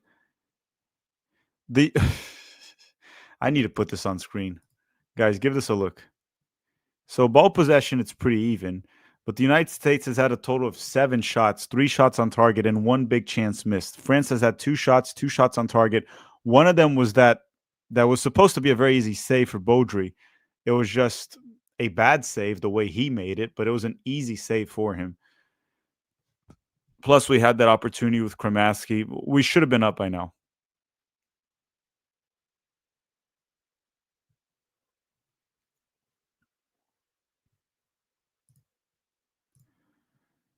Should have been up by now, 1-0. Now Zambrano. Okay, a few subs here for the U.S. Taha Habron and Cole Campbell are out.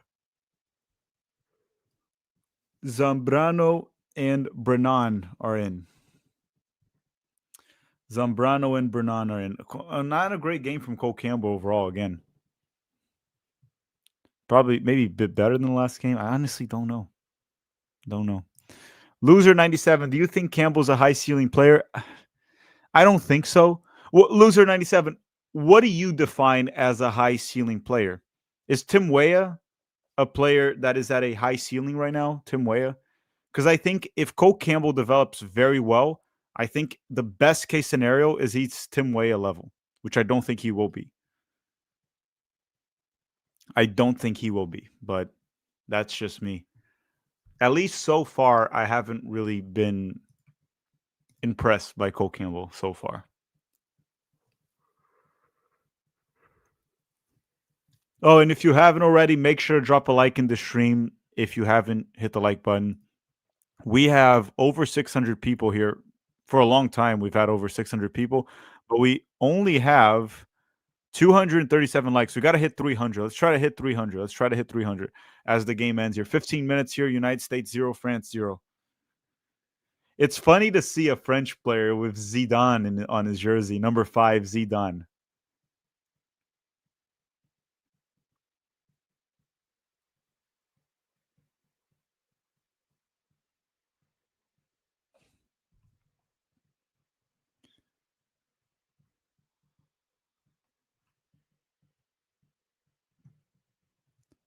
Is that Zinedine Zidane's son? As far as I know, no. That's not Zidane's son. It's just another Zidane.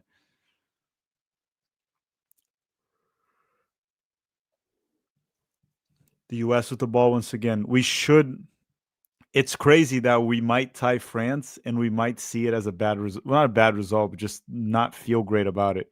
It felt like we should have won this game, even though we still got 15 minutes. So we'll see.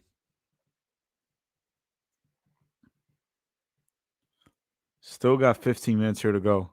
France with the ball. We have looked a bit worse after the subs. There's that too. Here comes France down the left flank, cuts inside. See if you can get a shot off. Good defense from the United States, able to clear, but France still has the ball. We're letting France get a little bit too comfortable. Zambrano, go put some speed on that. Holy freaking crap. Who had the ball there? Who is that guy? Number 8. Who's number 8 for the US, actually? Let me check here. That's Kremaski. That was super freaking slow from Kremaski. My goodness. Unless he was just tired and he's cramping up. Wait, seriously? That's the youngest son of Zinedine Zidane? You guys are not joking? Hold on. Let me see.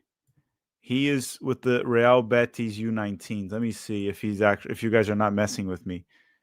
Oh yeah, he is Zinedine Zidane's son. He's the youngest son of Zinedine Zidane. I'm sorry. It is true. He is Zidane's son, and he plays for Real Betis' B team. Okay. I was not aware of that. Thank you for the information. So, yeah, Zinedine Zidane was one of the best midfielders I've ever seen play. He was an incredible player, unreal player. One of the best players I've ever played, or ever watched, period. I never played with Zinedine Zidane, obviously. Kremaski walking off the pitch here. And yeah, 270 likes. Let's try to hit 300. We're at 270. Let's hit 300. 30 likes away. We should be able to. We have over 600 people here. Okay, France with the ball. 78 minutes. 78 minutes.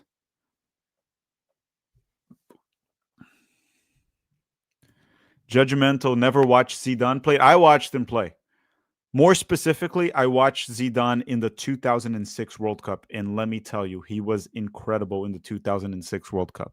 To me, the best player of that World Cup was Zinedine Zidane. Even though Italy won it, Zidane was unreal. Unreal. Winder, good ball. Winder's been good. Winder's been quite good today.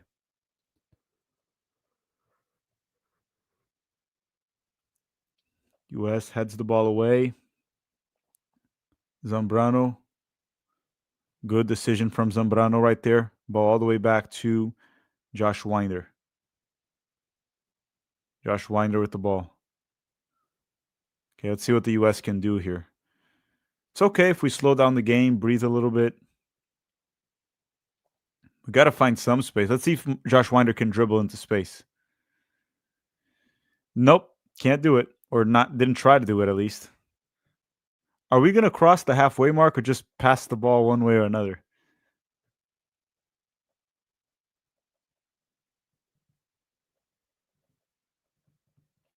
Is Amir Richardson with the Morocco U20s? I doubt it. I think Amir Richardson is older than that. Amir Richardson right now he's 23. Amir Richardson is 23. He can't be playing for Morocco's U20s. Switch. Xavier goes a good switch. Has the ball on his own. Loses it. That'll be a throw in for the US. Throw in for the US. 80 minutes. 80 minutes. Ben Kremaski.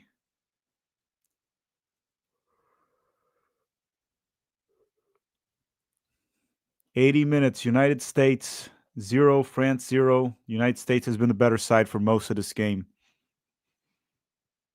Josh Winder.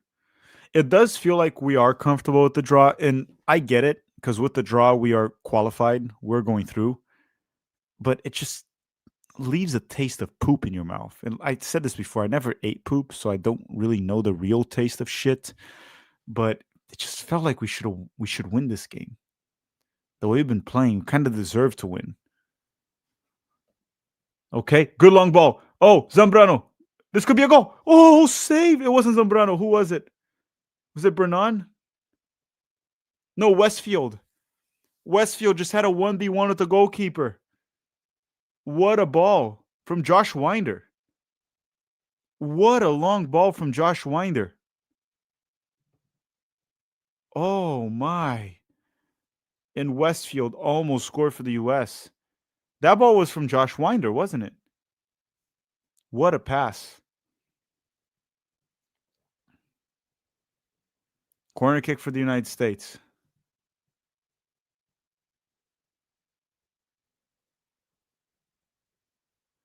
Cleared by the goalkeeper from France.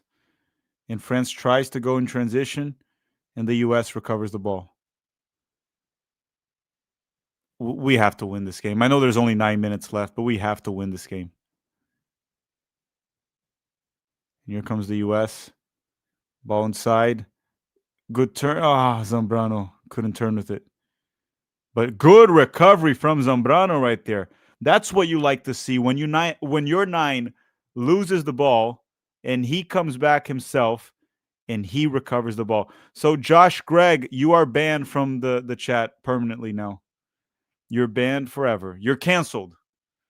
You're canceled. There's no free speech in this chat. I'm a dictator. Those who spam will get banned.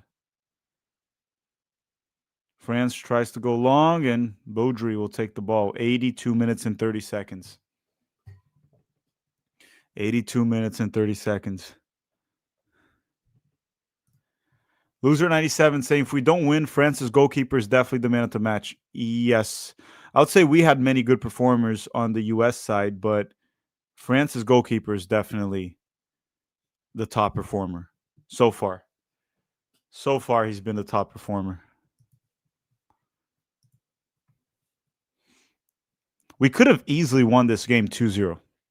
Easily. I'm shocked we haven't scored a goal the way we've played. Stray Catnip Tack, are you covering the U17 next month? I plan on it, yeah. I'm actually very interested in the U17 team because we're going to get to see Mathis Albert, Julian Hall, Kevin Sullivan, Maxi Carizo, all playing at their age, and I think they're going to do quite well. So I plan on covering the U17 World Cup, at least doing streams throughout the games. I think there's a very good chance that the U17s could make a deep run.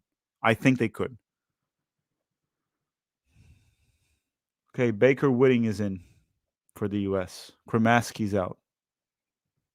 Kremaski seemed a bit gassed towards the end. I thought overall Kremaski had a good game. Josh Winder again. Josh Winder recovers the ball for the U.S. I'm liking Josh Winder, guys. Looking really good today. Playing very well. Looks fairly comfortable on the ball.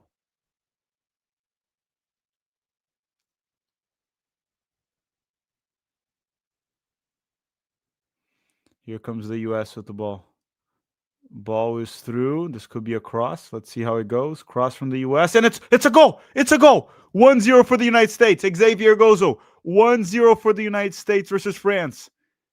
The United States has the lead. A very well-deserved lead. The U.S. men's national team U-20s just gets the lead against France.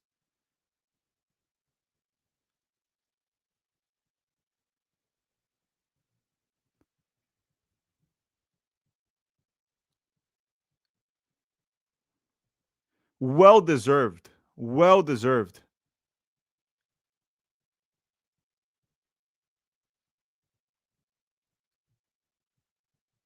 They have completely outplayed France. That's a nice goal, actually. Look at that. Through ball down the right. Nice little cross. Xavier Gozo just goes and heads it into the back of the net. 1-0 for the good guys. 1-0 for the good guys.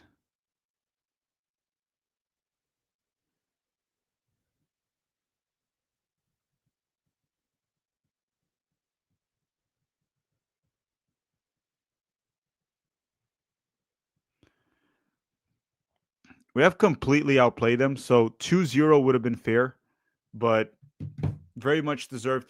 This win puts us in a very good position to advance in first place. Who might we play? We might play Italy if we advance in first. But we still have one more game. We still play South Africa. We play South Africa on Sunday. But we're very likely to play Italy in the next round. The way things are playing out, it's probably going to be Italy.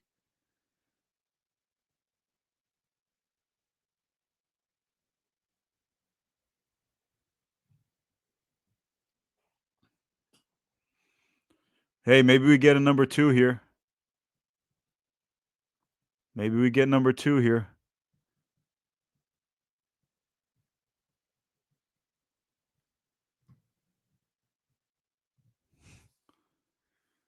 That'd be a corner for the US. 87 minutes now. Now I'm happy, man. We actually are. I don't see France coming back from this. I'm sorry. I don't want to jinx it, but I don't see France coming back. And make sure you guys have already dropped a like in this stream if you haven't already. We're at 302 likes. Let's try to get more. Get more, more, more. We have almost 800 people here now. Koleosh, I think, is 21, by the way. He's not going to be with the Italian U-20s. 87 minutes, corner for the U.S. with a 1-0 lead. We go short. Short corner. I hate short corners so much. I hate short corners. And then we just deliver across under pressure. Oh, almost 2-0. I think that was Westfield with the shot.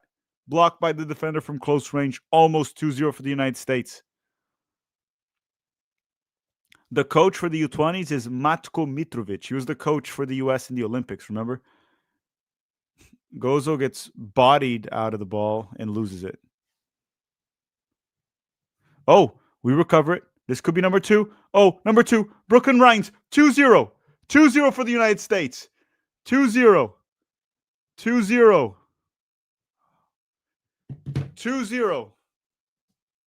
Very well deserved. Very well deserved win. The U.S. men's national team U-20s is completely outplaying France and gets 2-0, a 2-0 lead. Let's fucking go. I'm going to keep saying this just to make it clear.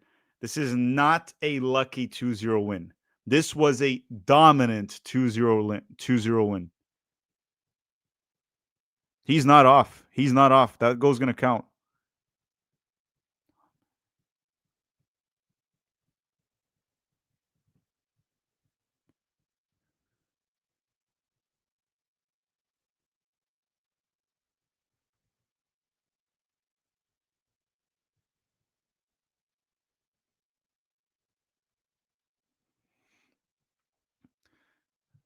All right, 2-0. Josh Winder was one of the guys that has been spectacular there on defense.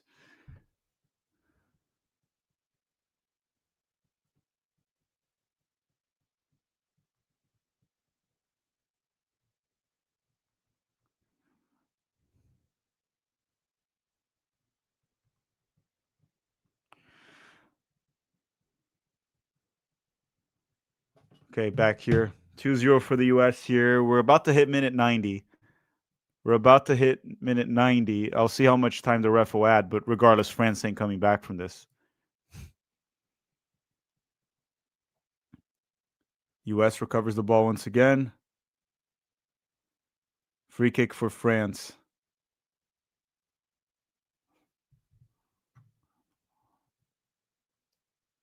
Four minutes added.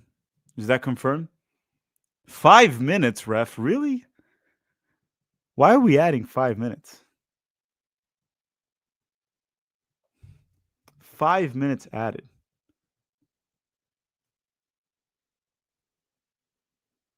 5 minutes, ref. Are you serious? Okay, it doesn't really matter.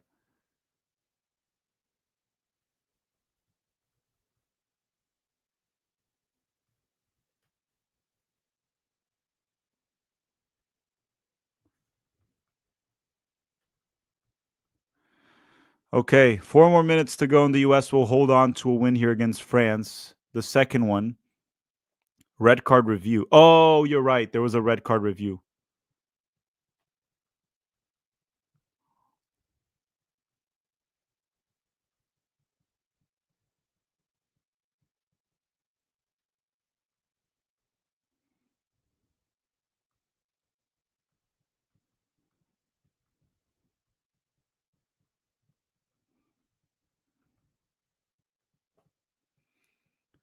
Yeah, I wonder what's next for Josh Winder, though, because he's not getting minutes, right, with Benfica. And he needs to start playing and developing more and more because he definitely looks like a high ceiling prospect.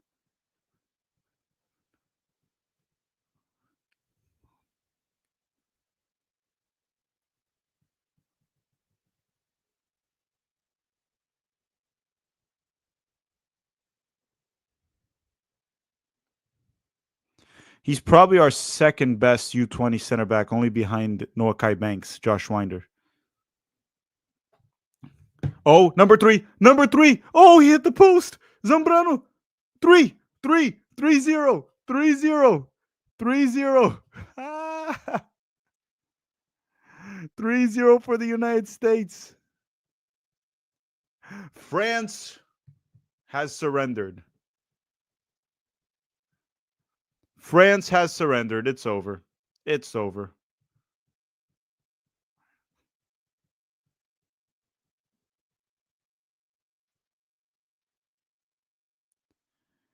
It's over. 3-0 for the United States versus France. Even Marco Zambrano is scoring here.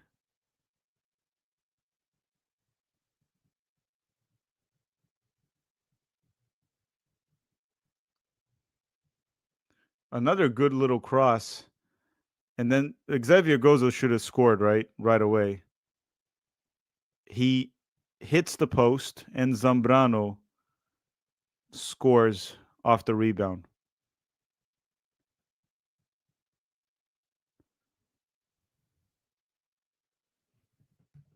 (3-0). And here's the thing that's interesting about this win. It's a very well-deserved 3-0 win. We did not get lucky. There was no red card for France. There was no penalty kick. I know we scored a lot of the goals late in the game, but we were kind of wasteful throughout the game. We were kind of wasteful.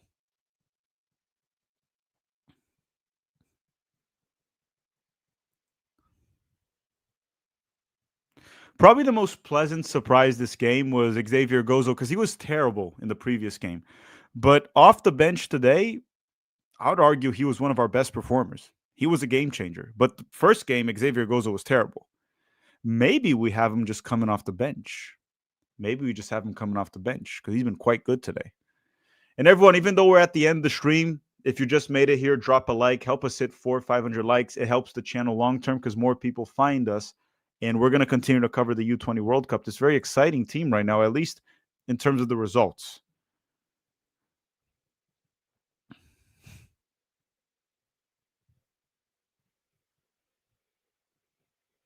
So make sure to drop a like, get us to 40 likes. And of course, if you want to buy Umbro products, we're Umbro ambassadors. The link is in the description with a 20% off everything you buy on Umbro. You got to use the link and the promo code, everything in the description of this video. 1 minute left. 1 minute left. United States 3, complete dominance. If you even look, if you don't believe me, or if you didn't watch the game, if you don't have the eye test, just look at this. United States 13 shots, France 2. Shots on target 7 from the US, 2 from France. Big chances, 6 big chances for the United States. 6, 0 for France. 0. Big chances missed, 3. So even though we scored 3 goals, we also wasted 3 big chances, which is true. The goal that we just scored, Xavier Gozo missed a big chance.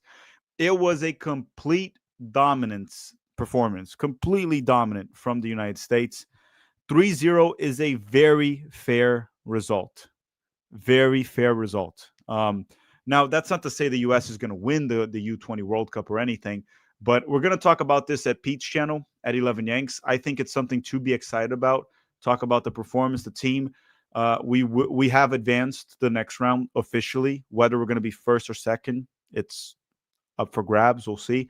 Regardless, big congratulations to the boys, not just for the win, but for the performance. Almost every single player was very good. I would say we'll talk about it, Pete's channel. I thought Cole Campbell maybe should have been better, but for the most part, tremendous performance from the United States. Looks like Brooklyn Ryan's got 2 goals, actually. But everyone, drop a like in the stream if you haven't already, and I'll see you guys on Sunday for U.S. versus South Africa, the last game of the group stage. Okay? Ciao.